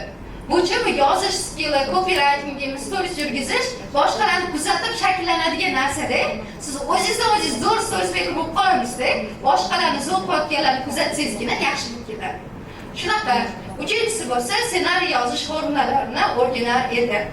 Xo'p, endi har xil turlari bor dedik ssenariyni. Reels bormi? Reels'ning o'zini formulasi bor ssenariyni. Yana dedik, Versal o'ziniki bor. Sayt dedik, saytning o'zining formulasi bor. Stories, Telegram, webinar hammasini o'zining qonun-qoidalari, formulalari bo'ladi. Bu narsani bilmasangiz, siz ana kuzatdingiz, o'z bilganingizni qilib yuraverasiz-da, bu noto'g'ri. Konkret formulалari, qonun-qoidalari bilan qilsangiz, bu sizga ishlaydi, rezultat beradi. Bundan keyin 4-chi vaqtdagi ish agarda 0 bo'lib qolsa, portfolio qilish bo'ladi. O'rgandim formulalarni, boshqa narsalar o'rgandim, Telegram kanal ochardim. Olaylik qaramada umuman loyiha yo'q-da, o'zim qarasib ko'radim. Qaysidir masalan ko'rsatadigan ekspertman. Masalan, eng yaxshi ko'rgan ekspertingiz kim masalan deydi? Kim eng yaxshi ko'rgan ekspert deydi? Manda masalan har xil bor, hammada ekspert bor. Manda shunaqa qanaqa bo'lgan? Birinchi otganimda bor, manda Shadisha dedilar, esimga tushib ketdi. Shadisha uchun men o'zim primerni yozib ko'rganman senlar. U menga kelishimiz demagan, undan oldin yozganman o'zim. Menga yoqqani uchun-da. Qani agarda men hozir Shadishani stories maker bo'lib qolsam, ssenariysi bo'lib qolsam, qanaqa yozardim deganmanda yozib ko'rganman hozir podga kursiga. Keyin taklif berib chiqqanman o'ziga. Endi bitta workshopda o'qiyotganlik Shadisha bilan, keyin ular bilan ishlaganman. Keyingi zapiskada, shu hammasi kichkina ishlar bilan boshlanadi. Sizlar o'ylamanglar, birinchidan menga katta loyiha keladi, zo'r bo'ladi deb, boshida sekin-sekin o'zingiz faraz qilib, tasavvur qilib yozib ko'rasiz. Shunaqa qilib yozib, har xil ssenariylar yozib, bu narsani portfolio kanaliga joylab qilardim. Sizda yaxshi ustoz bo'lsa, har bitta qadamingizni sizga o'rgatib tursa, xatolardan qaytarib tursa, bu natijasiga nima deydi, ertaroq erishasiz. Shunaqa. Tushunarli bo'ldimi? Ssenaristlik mana ko'rgan bo'lsanglar, ssenaristlik deysizlarmi, progress deysizlarmi, shu narsada qanaqa qadam-qadam yurishi menda noldan boshlab to katta daromadga chiqish bo'yicha menda aniq yo'l xarita bor. Qanaqa qilib buni qadam-qadam qilishni bilaman va men bu narsani qanaqa qilib qilishni sizga o'rgatmoqchiman. Xo'p, kimga mentorlik 2.0 dasturim qiziq? Bitta qarshi chalib olinglar. Yaxshi. Rahmat. Ko'pchilik o'zi so'rayotdi, qisqacha sizlarga shu narsani razbor qilib beraman, qisqacha ko'rsatib beraman, qanaqa ketma-ketlikda bo'lishini. Xo'p, mentorlik bu 2.0, ya'ni ikkinchi o'sha potokda birinchi potok o'sha bo'lgan. hozir o'quvchilar bilan ham hali gaplashamiz. Birinchi potok bo'lgan. Aytmoqchimanki, men sizlarga noldagi narsani tavsiya qilmayapman. O'sha odamlarda sinalgan, natija bergan, rezultat bergan narsani hozir sizlarga prezentatsiya qilib bermoqchiman. Xo'p. Undan keyin taqdimot qilib olaman. Hozir qisqacha taqdimot qilib beraman. Undan keyin sizlar bilan xudo xohlasa vaqtimiz ortib qolsa, storiesda $10,000lik zapuskni, programmani razborni ham o'tkazib beraman. Agarda vaqtimiz yetmay qolsa, qo'rqmanglar, bu narsani onlayn jonli dars qilib o'tkazishga va'da bermasligim. Xo'p, ketdik. Demak, keyin hozir agar joy band qilish uchun to'lov qilishingiz bilan sizda mentorship burun noldagi darsligi dostуп sразу ochiladi. Bugun o'zidayoq bu joyingiz band qilib qo'ysangiz, uyga borib kech payt bo'sh bo'lganda sekin bir boshdan darslarni ko'rib borsangiz bo'ladi. Xo'p, ketdik. Xo'p, kursimiz 6-iyundan boshlanadi. 2 haftadan keyin xudo xohlasa boshlanadi. Qisqacha formatini sizlarga tushuntiradigan bo'lsam, offline darslar bo'ladi. Ya'ni jonli, onlayn birga bir ko'rishib, mana shunaqangi 2 soatdan 3 soatdan darslarni o'tamiz va konkret sizda yo'l xarita bo'ladi nima qilish. Bunda yana meni shaxsan o'zim bilan Zoom'lar bo'ladi, jonli efirlar. Undan tashqari bizlarga qonun qoida shunaqaki, mentorshipimizda har bitta darsdan keyin uyga vazifa beriladi. Va siz shu uyga vazifani ko'rsatib topshirishingiz kerak. Va u har bitta uyga vazifa tekshiriladi. Har bitta yozgan gapingiz tekshiruvdan o'tadi, ya'ni har bitta yozgan gapingizga feedback bo'ladi sizda. Bundan tashqari shaxsan o'zim bilan 2 marta birga bir konsultatsiya bo'ladi kurs davomida. Shunaqa. Xo'p, endi kursi dasturini qisqacha sizlarga tushuntirib o'tib ketaman. Kursi dasturi qanaqa bo'ladi? Aytganimdek, shogirdlik dasturi o'zi offline bo'ladi. Bizda tezkor start bor, ya'ni boshida onlayn darslar bor. Sizda ya'ni 6-iyun offline birinchi darsimiz bo'lsa, undan oldin o'sha bir hafta oldin siz onlayn darslarni ko'rishni boshlaysiz. Onlayn darslarda mana shu 5 ta dars bo'ladi. Bu o'sha fikrlash to'g'riligimiz birinchi o'rinda $3,000 topadigan ssenarist miyasida qaysi tarakalarni o'chirib olish kerak va miyasini qanaqa qilib to'g'ri programmalash haqida gaplashamiz. Bundan tashqari maqsadlarni to'g'ri qo'yishni ham o'rgataman. Qanaqa qilib smart maqsad qo'yish kerak. Mana shuncha 5 oydagi maqsadlarni gaplashdik-ku, qanaqa qilib shuni to'g'ri qo'yib, to'g'ri borishi haqida alohida dars bo'ladi. Bundan tashqari storiesni to'g'ri estetik dizayn qilish haqida ham men alohida dars beraman. O'zingizga meni storiesim va o'zi dizaynlar yoqadimi sizlarga? Yoqadimi? Yaxshi, yoqadi. Yoqsa shunaqa qilib chiroyli qilib, ana estetik ko'zga yoqadigan qilib dizayn qilishni o'rgataman. Bundan tashqari stories axborotlarni oshirish haqida darslar bo'ladi va sotuv psixologiyasi asoslari haqida mana shu 5 ta darsni sizlar kurs boshlaguncha bu birinchi darsdan oldin onlayn olasizlar va shu darsni podgotовка bo'lib, tayyor bo'lib, takot motivatsiyada ko'zinglar yonib darsga kelasizlar. Xo'p, keyin birinchi darsimizda nimalar bo'ladi? Birinchi darsimizda ssenaristlik sohasiga kirish haqida gaplashamiz. Bunda shu networking qilamiz, tanishamiz, qanaqa qilib o'sha sizga eng ko'p pul olib keladigan 6 ta sayt ssenariy turlarini o'rganamiz. Kursdan maksimum foyda olishlik uchun nimalar qilish kerak? Har bittasini tushuntirib beraman va o'sha copywriting qonun qoidalari, istalgan narsani istalgan odamga sotish bo'yicha, to'g'ri taklif bo'yicha o'sha Hormozina kitobida o'qigan narsalarni hammasini sizlarga beraman. Xo'p, undan keyingi darsimizda idealniy ekspert storieslari bo'ladi. Bunda o'sha qanaqa formatdan foydalanadi, storiesi nima axlatini oshiradi-yu, nima tushiradi, o'zi qanaqa qilib ekspertga mos format tanlash kerak, infopovodlar, storytelling hamma instrumentlarni sizlarga beraman. Katta kamida har bittasi 3 soatlik darslar bo'ladi. Offline kelasizlar, mentorligi, shogirdligi ilm olasizlar, joy-joyida o'sha o'rganib qolib ketasizlar. Va ssenariy yozishni ham 3 ta stories uchun eng oson qadamni beraman. Va undan keyingi 3-darsi o'zidanoq bizda o'sha aytganimdek sotuv darsi bo'ladi, qimmat sotish darsi bo'ladi. Bunda nimani o'rganasizlar? Mana hozir gaplashdik-ku, men sizlarga o'rgatgan qimmat sotishlar bu eng asosiy narsalar-da. Mana shu narsalarni detalli ko'ramiz kursda. Klient jalb qilishi 7 ta usulni ko'rib chiqamiz va sotuv varonkalarini va eng muhimi to'g'ri переговор qilishlarni o'rganasizlar.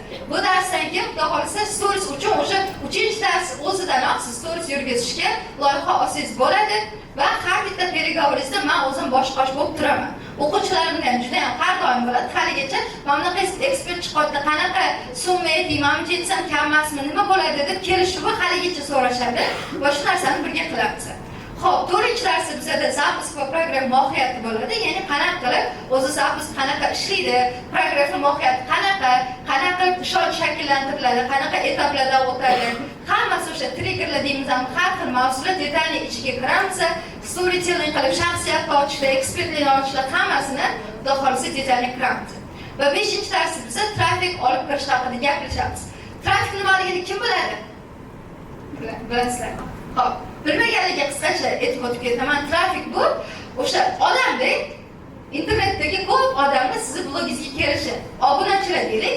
Endi odam yig'ishi, obunachi yig'ishi pulli yo'li ham bor, tekin yo'li ham bor. Hammasini o'rganamiz biz. Undan tashqari eng asosiysi target videolarga qanaqa qilib ssenariylar yozamiz. O'sha narsani o'rganamiz ipidan ignasigacha. Va yana bizda bo'ladi blogerlarga reklama berayotganda qanaqa ssenariy beramiz, bliski друзья formatida qanaqa ssenariy yozamiz, hammasini o'rgataman. Xo'p, bundan tashqari bizda yana bo'ladi webinar haqida. Webinar o'zi eng kuchli darslardan bittasi, ya'ni qanaqa qilib webinar konversiyalarni oshirish mumkin degan narsa. Xo'p, webinar qilib yurganlar bormi? Ramzada qo'l ko'taringlar. Bor, zo'r, yaxshi. O'rtacha konversiyalar qanaqa webinarlarda? 10-15, yana 5-8, shunaqa zo'r. Ko'tarish xolislarmi? Necha ko'tarish xolislar? 15. Zo'r. 20 har xil kattaroq konversiyaga ko'tarishi hammasini detalli ma'lumot ko'rsatib beraman. O'sha loyihalarimni, masalan, bo'lgan o'rtacha loyihalarim 13, 15, 18, 20 yana 24% bo'lgan konversiyalarni hammasini sizlarga razbor qilib beraman. Konkretno sizda bo'ladi aniq yo'l xaridda qanaqa qilib webinar kanalni yurgizish kerak-ku, qanaqa qilib webinar kanalda sotuv qilish kerakligi bo'yicha. Xo'p, 7-darsimizda bizda content marketing bo'ladi, ya'ni bu reelslar orqali sotuv qilish. Reelslarda masalan, bilamiz ko'p kurslar boshqa narsalarda просто sizga nima deyapman, ko'p boshlik sekund qilish kerak, million reels qanaqa bo'ladi, boshqa narsalar. Lekin reels o'zi qachon sizga pul olib kelishini, qanaqa qilib podpischingiz kam bo'lsa ham kontentingiz orqali daromad qilishni sizga kamchilik o'rgatadi. Bu narsani men kursimga alohida qo'shganman. O'zim ham dars o'taman, mehmon spikerim bo'ladi. Mehmon spikerimizga ko'proq trafik tortishi, ko'proq odam yig'ishni o'rgatsalar, ammo o'zim qanaqa qilib bu orqali sotuv qilishni o'rgataman. Zo'rmi? Zo'rmi? Xo'p, zo'r. Undan keyin 8-darsimizda bizda VSL bo'ladi. VSL nimaligini kim bilmaydi? Bilmaydiganlar bor, biladiganlar ham bor. Zo'r. VSL bu shunaqa narsaki, bepul dars, ya'ni YouTube'ga siz qo'yasiz, olaylik. 1 soat, 1,5 soat, 1,5 soat bo'lsa, yarim soatlik dars qo'yasiz. Shu darsga sizga pul olib kelishni boshlaydi. Webinar shart emas, storiesda programmlar shart emas, boshqa narsalar shart emas, seminarda shart emas, shu bitta darsga sizga lead olib keladi, pul olib keladi. Faqatgina siz to'g'ri ssenariy yozsangiz, o'zidan-o'zi siz kameraga qarab 1 soat gapirib qo'ysangiz ishlamaydi. O'shaning uchun ham ko'pchilik hozir VSL instrumentini to'g'ri ishlab olmayapti. To'g'ri ishlatish uchun o'zini 10 ta qadamli anaqalari bor, o'sha nima deydi, formulasi bor va men bu formulani sizlarga kursini o'rgatib beraman. Undan tashqari yana qanaqa qilib o'sha o'zim marketingni ham ichidan razbor qilib beraman. $10,000 bo'lgan sotuvni, programmani, Telegram botga qanaqa dashni qilish kerak, qanaqa xabarlar yozish kerak, hammasini gaplashamiz. Va yana 9-dars bizda YouTube video bo'ladi. YouTube videoga ssenariy yozish kimga qiziq? YouTube ishlatayotganlar bormi? Zo'r. YouTube bo'yicha alohida dars bo'ladi. Bunda qanaqa qilib strategiya qilishni o'rganasizlar, qanaqa qilib ssenariy yozishni o'rganasizlar. Bu narsaga o'sha qanaqa content plan ustida ketadi YouTube, shu haqida gaplashamiz. Va undan tashqari 10-dars bizda. 10-dars bizda qurilish bo'yicha bo'ladi. Kimga qiziq qurilish loyihasi? Zo'r. Qurilishda ham mana ta'lim bor, infobiznesda qurilish bor. Qurilishda qanaqa qilib o'zini qonun qoidalari borda, uy sotish boshqa, kurs sotish boshqa-da. O'sha uy sotish bo'yicha konkret sizlarga instrumentlar beriladi. Webinar bo'lsa webinar, dashur bo'lsa dashur. Target bo'lsa target. Bu narsalarni o'rganib olasizlar. Va undan tashqari oxirgi darsimizda biz qanaqa qilib top 1% ssenaristga aylanish uchun hamma instrumentlarni olasizlar, mana kerakli bilimni oldinglarda, keyingi tafsillarda o'sha bozorda uzoq vaqt uchta to'rtta loyiha bilan birdaniga ishlash haqida bo'ladi. Va bu bo'yicha o'sha ssenaristlikda nol bo'lsangiz $1000 ga chiqish, hozir $1000 bo'lsangiz qanaqa qilib 3000, 4000, 5000 ga chiqish bo'yicha sizda xudo xolisa aniq yo'l xarita bo'ladi va chiroyli qilib bitiruv o'tkazamiz. Shunaqa. Endi kursi dasturi bilan tanishdinglar, to'g'rimi? Yoqdimi sizlarga? Kimga yoqdi, qaysi chalamiz? Yaxshi kurs, o'zimga ham yoqadi. Xo'p, nech pulga arziydi deb o'ylaysizlar? 10 million. 10 million. Xo'p, yaxshi. Yana $2000. $2000, $2000. Zo'r, yanachi? 500. Xo'p, yana kimni qanaqa variantda bor? Men to'g'ri. Yana kimni qanaqa variantda bor? Prinsipni yaxshi ko'rsin. Bemalol agar o'zim o'quvchi bo'lganimda o'qirdim. Endi sizlarga ko'p cho'zmayman. Konkretni tariflarni tanishtirib o'tib ketaman. Qanaqa o'sha ketma-ketligida bo'lishini. Xo'p, bizda o'sha tarif bor. Birinchi tarifimizda o'sha offline darslar ham bo'ladi, onlayn darslar ham bo'ladi. O'quvchilar bilan o'sha Zoom sessiya boshqa hamma narsalar bo'ladi. Sertifikatlar va dars zapislari bo'ladi sizlarda. Xo'p, premiumda bizda nimalar bo'ladi? Va shu hamma narsalar va qo'shimchasiga onlayn darslar, bonus beriladigan darslar bor va har bitta o'quvchi bilan ishlaydigan kurator nazorati bo'ladi. Undan tashqari o'zim bilan ham 2 marta konsultatsiya bo'ladi premium tarifida. Bu konsultatsiyada ko'pchilik masalan uyalib savol etmasdan yoki loyihadagi raqamlarni aytgisi kelmaydi, hamma ham to'g'rimi? Endi konfidensial informatsiyalar faqat o'zim bilan birga bir o'sha muammongizni hal qilish imkoniyati bo'ladi konsultatsiyalar orqali va 3 oy davomida soprovождение bo'ladi. Kursni bitirdingiz, bo'ldi, yo'q bo'lib ketish bo'lmaydi. Hozirgacha o'quvchilarimni savollariga javob berib boshqa qilib haligacha ishlaymiz birga. Sizda ham также 3 oy davomida har doim soprovождение bo'ladi. Shunaqa.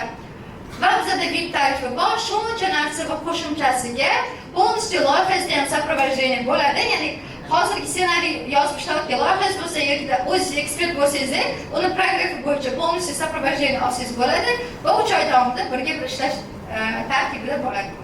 Shunaqa. Xo'p, narxga keladigan bo'lsak, qiziq narxlari bitta qarshi charoyli. Yaxshi. Narxlarga keladigan bo'lsak, mana standart tarifida $597. Ko'p emas. Shu men aytganimdan kamroq. Xo'p, premium tarifiga bo'lsa $797 qilib belgilaganmiz. O'sha hamma men uchun eng ideal bo'lsa premium bilan. Va VIP tarifida bo'lsa o'sha o'zi hozir qaysidir ma'lum bir darajada turgan va o'saman degan ishtirokchilar uchun uni $2497 qilib belgilaganmiz. Xo'p, qani nima deb o'ylaysizlar narxlar? To'g'ri? Ha? Offline bo'ladi.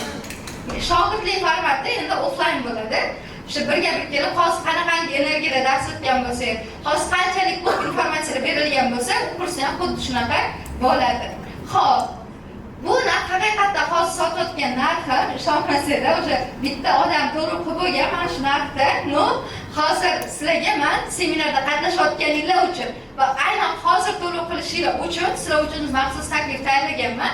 Bunda siz o'sha narxi nima desam ekan, arzonroqga skidkalar olishingiz mumkin.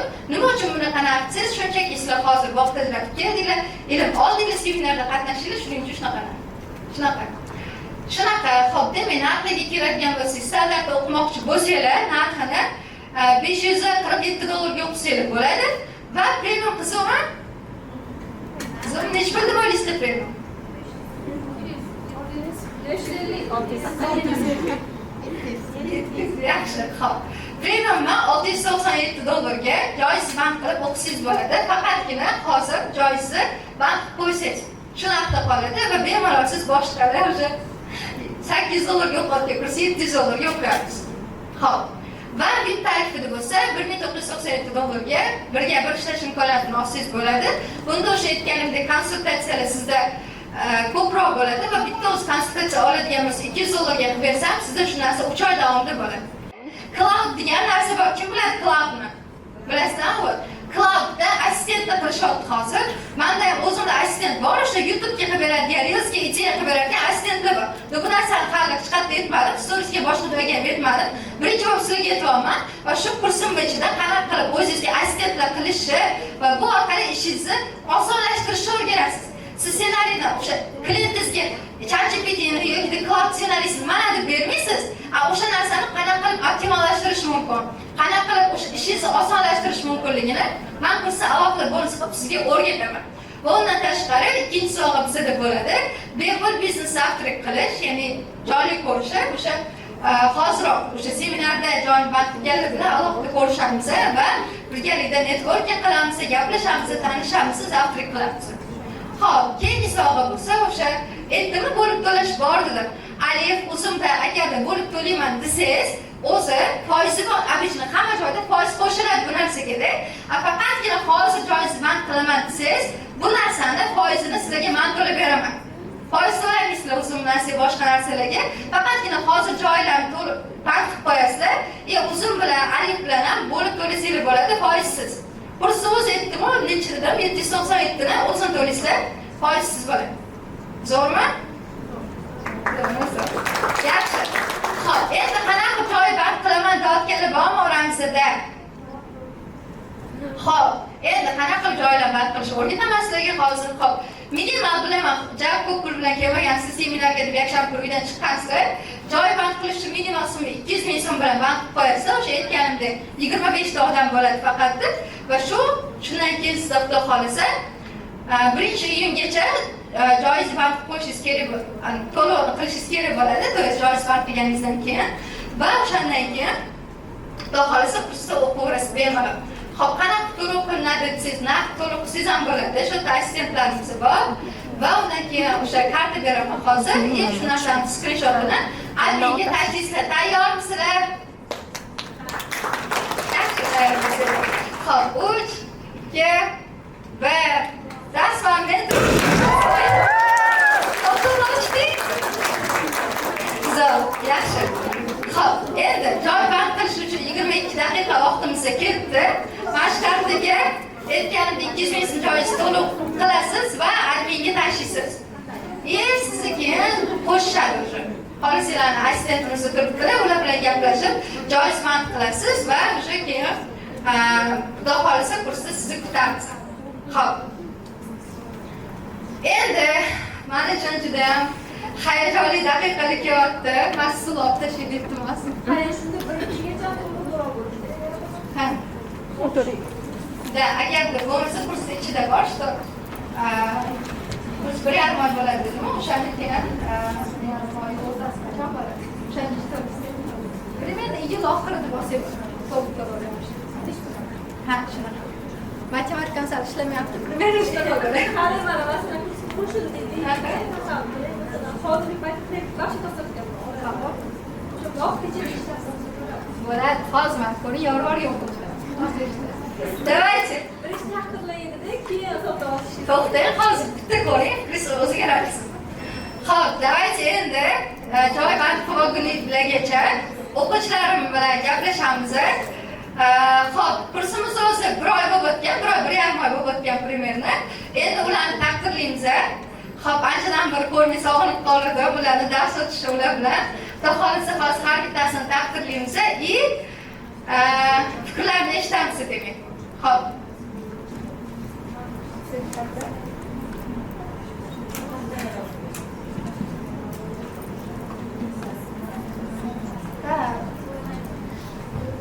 Bizada birinchi o'quvchimiz Rahmon va Sevinch. Xo'p. Sevinch молодец o'zi boshida anchadan beri tirishqoq qildi. Tabriklayman Sevinch kursga ketganingiz bilan. Qanaqa fikrdasiz? Assalomu alaykum hammaga. Bugun o'zi meni ko'rganlar, eshitib taniganlar bor. O'zi umuman aytadigan bo'lsam, men ssenaristlikka qiziqishim shu SMMdan keyin bo'lgan. Eng kichkina o'sha gruppovoy o'qiganimizda eng kichkinasi men bo'lganman. Har doim umidaman yig'ilib, "Chuvasmi Sevinch, deyishdilar." Ha deb. Undan keyin o'sha kursga ketganimizdan keyin menga yordam berib, proyekt topishga hammasi yonimda turib berdilar. Xudoga shukr qilaman, o'qiganimga 2 yil davomida men SMMda ishlab kelganman. Lekin daromadim juda ham past bo'lgan. Nima deydi? Marketologlarni qo'lida ishlaganim uchun, agentlikda ishlaganim uchun juda ham past summada unaqa oshira olmaganman ham. Har doim shu bitta ritimda yurganim uchun keyin umida chiqib qolganlar. O'ylab qarasam, mendan umuman boshqa SMMdan boshqa soha. Endi to'g'ri ichida bor, lekin men 2 yil yurgan ritmimdan boshqa o'sha sohaga o'tish birinchi o'ylaganman. Rosa o'ylab umida menga telefon qilib o'ylab ko'ring. Siz misol uchun tirishib qolmagansiz, boshqa ekansiz, qiziqib ko'ring degan, lekin ko'ryapman, birinchi dars ko'rganman. Qarasam o'sha menga yoqyapti bu atmosfera. Ishonchim komil bo'lganda, men birinchi darsgacha rosa kelmaganman. Keyin surib yurgan shundan darsga kelganman, ko'rganman, o'sha menga yoqqan. nima deydi, Umidaning o'zlarini energiyalari bilan umuman boshqa atmosferalari bor. Har bittamiz bilan bittalab shug'ullanib yurdik, уже networking qilyapmiz, hammamizni nima deydi, kursdan ashe fikrlarim umuman sarflagan pulimga boshda aytganlar, tavakkal qilishdan qo'rqmaysiz deganlar. Men yoshim kichkina bo'lganiga, daromadim past bo'lganiga juda ham qo'rqaman. Bu summa menga to'g'ri kelmaydi, men o'qiy olmayman deb, lekin aytganlarga ko'ra tavakkal qildim. Alhamdulillah, уже birinchi oy o'zida o'qigan summamni уже 2 barobarini chiqarib oldim. Xo'p, keyingi o'quvchimiz Muxlisa Alimjonova.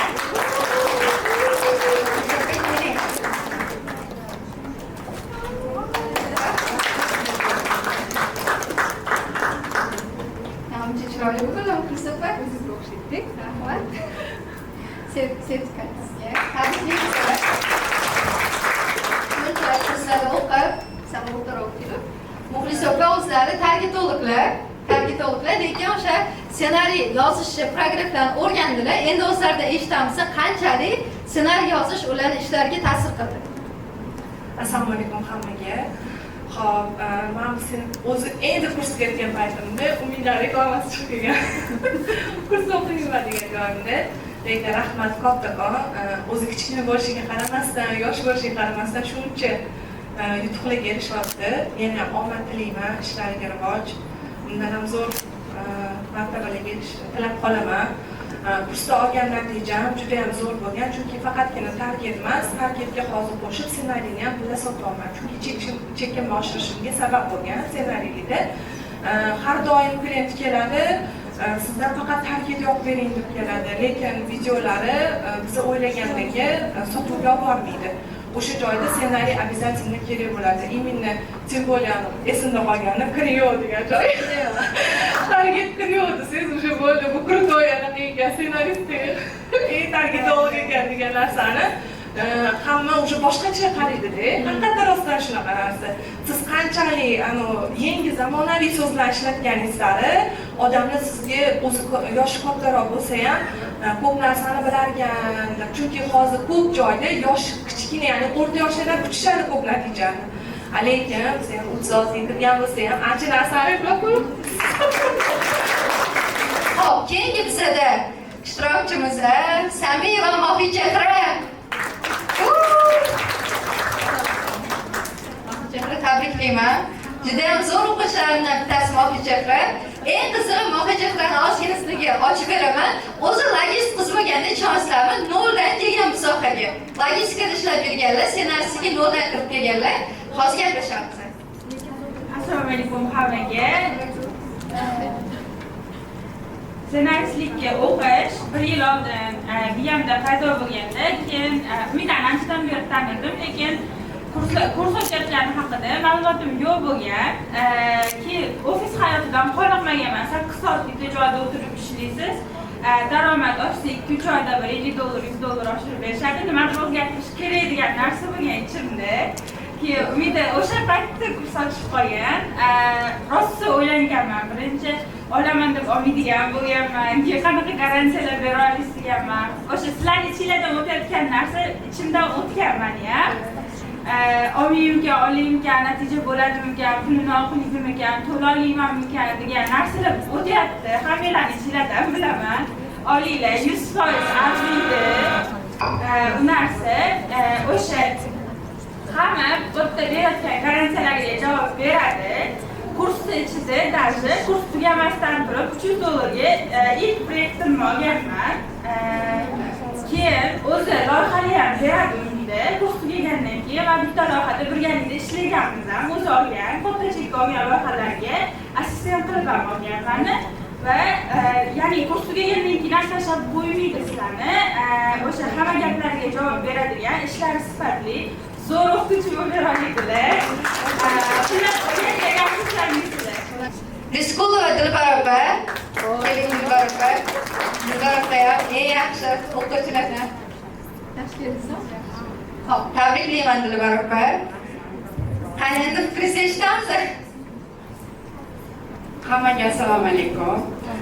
Bu yerga hozir yosh chegaralarimiz ishga chiqdi. Yaqinda tomonda 40 yoshga kiraman.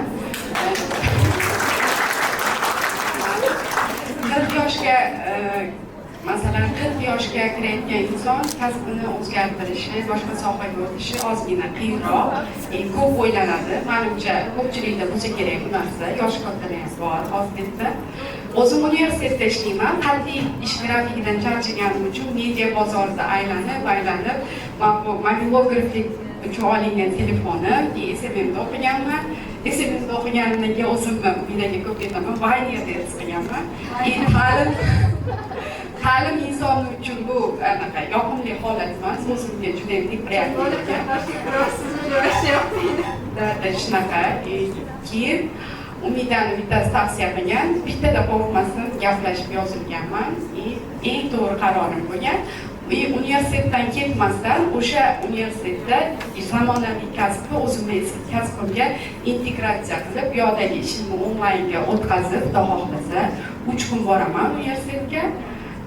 Jurnalistlikni ham yo'lma-yo'l olib ketyapman. Zo'r, malayziya, zo'r baraka. Eng yaxshi ko'rgan o'quvchilarimdan bittasi yana Mohira keling. Mohira Oldibekova. Tabriklayman Mohira. Молодецsiz. Xo'p, fikringiz qanaqa? Mohira haqida. Mohira bilan eng zo'r o'quvchilardan bittasi. O'zi kursga kelguncha ham kezlar ko'p bo'lgan. Masalan, hozir ham oralada bordim. Yaxshi zo'r ssenariy yozasizlar, klientlar bor, natijalar bor, lekin o'sha muammoli bo'ladi. Hammada baribir tashqarida odamga zo'r ko'rinasiz, zo'r natijada ko'rinasiz, lekin o'sha ichingizda baribir daromadingiz qotib qolgani yoki ko'p ish qilib kamda suddat qolgan narsalaringiz, ularda ham shu narsa bo'lgan. Endi hozir ular fikrlarini eshitamiz. Assalomu alaykum hammaga. Ismim Mohira. 2 yildan beri bozorda tajribali ssenarist bo'lib ishlab kelyapman. 50 dan ortiq zapusklarda o'zi ishlashga ulgurdim 2 yil ichida. Savol tug'ilishi mumkin, tajribali ssenaristga mentorship nima berdi? Birinchisi, lishni brendimni yig'ish boshladim. Har kuni gaz berdilar umidimizga. Zo'r. Har kuni yurg'izing, oxiri boshladim professional ekspert. Hozirda oxirgi oy o'zida 30 dan 50 tagacha bo'lgan proyektda отказ qildim dedi. Qanchalik bitta instrument ishlatib, logilan qilgan bo'lsa 30 litr qiladi, hozir targasiz. Organizga prasмотр 2000-3000 ta, lekin целевойda hammasi. Ikkinchi moment, bu hozir 3 kunlik webinar ketyapti ekspertimda. 2 kundan beri konversiyamiz 13%, oldin manda 8-9% bo'lgan. Zo'r, молодец. 5%ga webinar konversiyalarni oshirdi. Uchinchisi, daromad haqida boshqacha gapiring. Давайте, yaqinda ota-onamni Gruziyaga olib ketaman. Shunaqa gaplar.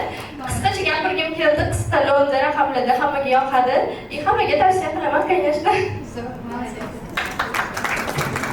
E'zozaxon keling, Jo'rayeva E'zoza. Juda ham молодец o'quvchilardan bittasi.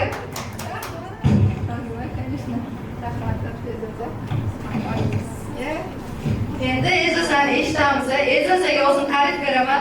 Shu mana o'zi E'zoza vaqtlarida izrli bo'lgan paytda har doim juda ham shustri bo'lganman. Ular mana shunaqa o'zimdagi shustrilikni ularda ko'rganman-da. Bitta gap bilan jumlashlari loyihalarni ham konkretga zo'r ishlaydi. Ulardan endi eshitamiz fikrlar. Assalomu alaykum, men ismim E'zoza. 2 yildan beri storiesni ekib ishlayman. Menga bu kurs maqsadim o'qishdan bizlarni komandaga progress ssenarist kerak bo'lgan. Ya'ni storieslarda o'sha progressni sotishimiz kerak bo'lgan komandaga. Shu maqsadda o'qiganman. O'zim progressda kerak bo'ladigan instrumentlar, triggerlar hammasini o'rganganman. Endi shu yaqin kunlarda progress boshlaymiz prodyuserlarimiz bilan. Ungacha men o'rgangan instrument yoki triggerlar bilan o'sha storieslarda kichkinagina konsultatsiyalarga yoki kichkina bo'lgan o'quv kurslariga o'sha sotuvlar qildik prodyuserlar bilan. Meni daromadim o'sdi. Raqamni ayting. Stabilni 500-600 bo'lsa, 1000 plusga chiqqan edi. Zo'r. Real biz zo'r qilib kerak. Chozlar bir oy o'zida 500 dan 1000 ga chiqish hammaga emas, 2x ga oshadi-da. Kursi birinchi oyda bo'lgandi. Kursi birinchi oy haqida gap ketyapti. Zo'r, молодец, E'zoza. Eng yangi o'quvchilarimdan bittasini yoqtirgan keling.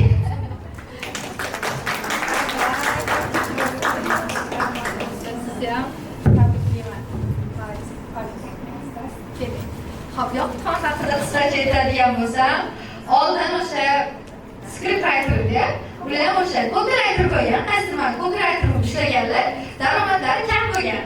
Примерно qancha edi? 200 $400 daromadli bo'lganda skript writer, ya'ni copywriter deyiladi. Ssenariyni o'rganib, qanaqa resurslarga chiqdi, fikrlarni eshitamiz. Avvalambor assalomu alaykum. Ismim Yoqutxon. Oldin 2 yil davomida copywriter bo'lib ishlaganman. Ishlayotgan joyda rahbarim tavsiya qilib qo'yganlar, ssenariyni ham o'rganing, yaxshi daromad qilsa bo'ladi bu kasb orqali deganlar. Keyin rost qidirganman, o'zim o'rganmoqchi, mustaqil o'rganmoqchi bo'lganman boshida, lekin o'ylaganman, mustaqil o'rganmoqchi bo'lsam ko'p vaqt ketadi. Agar ustoz bo'lsa, kam vaqt ichida ko'p narsani o'rganib olishim mumkin. Keyin rost qidirganman, Instagramda kimda o'rgansam bo'ladi, ustoz sifatida keyin oxiri rahbarimga kelib, biz ishlaganmiz umida bilan Rossiya kuchli ssenariysi zo'r film beradi deganlar, tavsiya qilganlar. Keyin boshida Rossiyaga kelganman, o'qisammikin, eplab ketolmaymanman deganman. Keyin birinchi kuni borganimda tushunganman, xudo xohlasa eplab ketaman, zo'r dars berayotgan. Keyin o'zimni birinchi proyektimga bu soha bo'yicha unga o'zlari olib berganlar. Birinchi proyektim o'zini noldan boshlayotgan bo'lsam ham $300 gaplashamiz, hozir ham ishlab kelaman. Hozirgacha soat 12da birda yozsam ham qanaqa gaplashsam bo'ladi, buni qanaqa yozsam bo'ladi desam ham hammasiga adres beradi, javob beradi. Unga ham tanlaganimda umuman sizlarga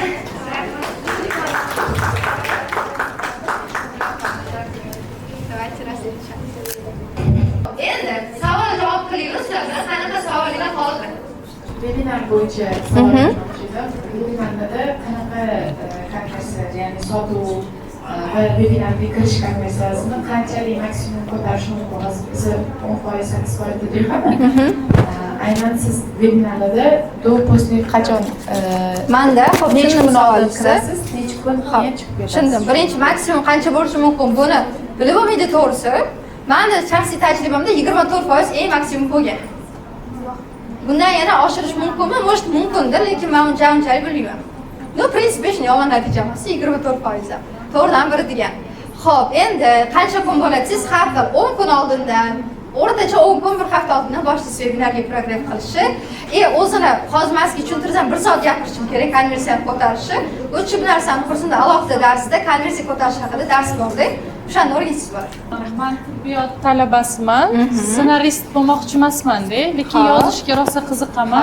O'zimni proyektlarim o'zim qilish uchun o'qisam bo'ladimi? O'zingiz hozir nechi kurs shunda? Bu 3-o'qishimda уже. Ha, yo'q. O'zingiz kurs sotasizmi shu bo'yicha? Da. Samaraliksiya bo'yicha coachman men.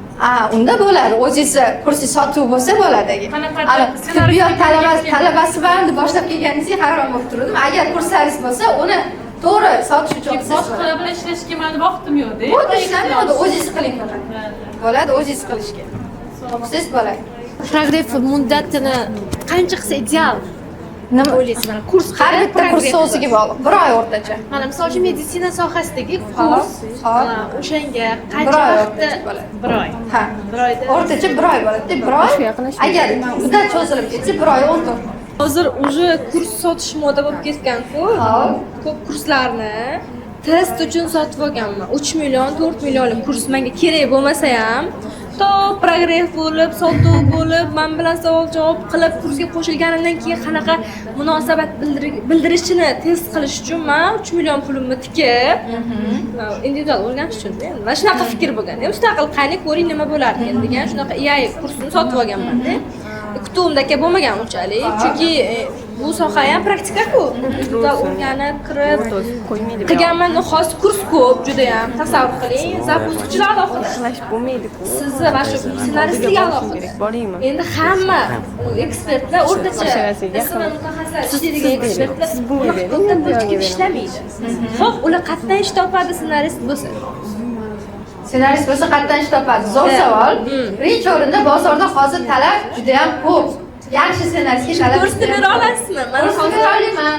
Telegramni aniq qila olasizmi? Ana Telegramda gruppamiz bor. Portfoli bor. portfolyosi borso. Menda anaqada o'zim proyekt beraman degan boshida garantiyam bo'lgan, birinchi marta qotganim uchun berganman. Gapimda turganman, qizlar aytinglar. Turganman. Ko'rpani ko'rsangiz mana qarshi telefon ko'rsataman. Zo'r mana. Umida ayting bitta talab qanchaligini bularga tushunmayaptilar. Mana u kursini soqotdi deb o'ylayaptilar, lekin tushunmayaptilar. Xo'p, assalomu alaykum hammaga. Ismim Umida. Umida ssenarist tanishadi. Bular ham Umida, bular ssenaristlar. Bizning yo'nalishimizda farq bor. Bular zapuskda asoslanishadi. Men umumiy ssenariy yozaman. Endi talabga keladigan bo'lsa, men o'zim community qilib qo'yganman-da, ssenaristlarni yig'ib. O'sha communityni o'ziga har hafta deyarli vakansiya tashlaymiz. Ya'ni meni o'zimga ssenarist kerak deb haftasiga kam 2-3 ta odam yozadi va ustoz o'shanaqa yozganda kimni tavsiya qiladi? O'quvchilar. Конечно, shogirdlarga beradi. Ha, ustoz o'zi ham loyihani ochishga bo'lmaydi. Fizik imkoniyat bo'lmaydi. Kim tavsiya qiladi? O'quvchilar tavsiya qiladi. O'quvchilariga o'sha mijoz, mana tasavvur qiling, sizlar o'zingizlar ishlayapsizlar, o'zingizlarga proyekt tushyapti. U bitta ishonch bo'ladi. Ustozinglarni bozorda tanishsa, meni o'quvchim deb bergan tavsiyasiga ko'ra mijoz kelsa, u boshqa narsa. Shunaqa. Mijozni olishinglar ham, qimmatroq sotishinglar ham, voy meni o'quvchingiz ekan deb sizlarga qanday ishonch bildirishni osonroq bo'ladi. Shunaqa. Rahmat Umida. Rahmat Umida. Alloh qog'ozimi bormi? Menda savol bor. Bugun joiz band qilib qo'ying, keyin chiqib ketganingizda 8 ga ko'tariladi. To'g'ri sotib qo'yaman, men bitta odamga 8 kerak. Hozir просто bitta kerak bo'lmasa. Hozir joiz qanchadir band qilib qo'yasiz, keyin to'g'ri birinchi kecha. Shunaqa. Rahmat. Assalomu alaykum, yaxshimisiz? Men to'g'risini aytaman, bu ya'ni men sizga anchadan beri kuzataman, bunaqa diniyman. 2 yillik tajribaga ega targetologman. Bular aytibdilar, u o'quvda kursda o'qiganman, sizlar o'sha hech qaysi targetolog, masalan, men o'zim yo'nalishimda yolg'on bo'lmasin 7 ta targetologni bilmaganman. To'g'ri o'qiganmisiz? Men hech qachon to'xtamadim-da. Bu ustozni men o'zim tanlab bordim. U bilim bera olmasligi uni o'zini insofiga, vijdoniga havola. Demak, men to'xtamashim kerak. Boshqa targetolog, boshqa. Bitta o'qimaganim Komal Digital qoldi. Bitta o'zlarida o'qisiz 7 ta yo'q, bilan shogirdlar maktabda Xayriyovada o'qib chiqdim. Juda ham zo'r bilim berdilar. Ana o'shandan keyin men bilimim target bo'yicha 100 ga ochildi. Zo'r. Endi o'shanga men o'zim nimaga sizni ko'rdim? Sizga Umida degan qiz ham yozganlar. Ular sizni menga tavsiya qildi. Munosabat mana shu Umidaga borgan. Senga zo'r tavsiyalar beradi, maslahatlar beradi. Nimagaki men o'zimni mana shu target kursimga ssenariy yozib, darsliklar yozib, kursimni sotmoqchiman. Zo'r. Chunki 7 ta odamda kamida $500 dan o'qiganimda ham menda vaqti normalniy summa kirib ketadi. Lutchi o'zim yaxshi kurs qilib sotay. Mendan boshqa qiynalgan, boshqa o'qimoqchi bo'lgan qiz, yana boshqalardagi qiynalib, qadib kurs sotib olmasin, xohlamayman. Даже ssenaristlarga borib, mana shu darsliklarni ssenaristni yozdirdim. U yerda men xohlagan narsa yo'q. Sen o'zingizga o'zi yozish kerak odam. Da, men o'zimning miyamdagi narsani, men yo'nalishni men o'zim yaxshi bilaman. Lutchi bitta o'qib olib qolay deb sizlarga. Zo'r, yaxshi. O'qiyapsizmi? Da, yozib qildingizmi? Zo'r, mayli, tabriklayman. O'sha darslik yoshimga ham yordam beradi. Zo'r, mayli. Xudo xolasa yordam beradi. Xayrli bo'lsin, tabriklayman. Seminar qalay bo'ldi? Zo'r. Mentorship Brunol. Zo'r.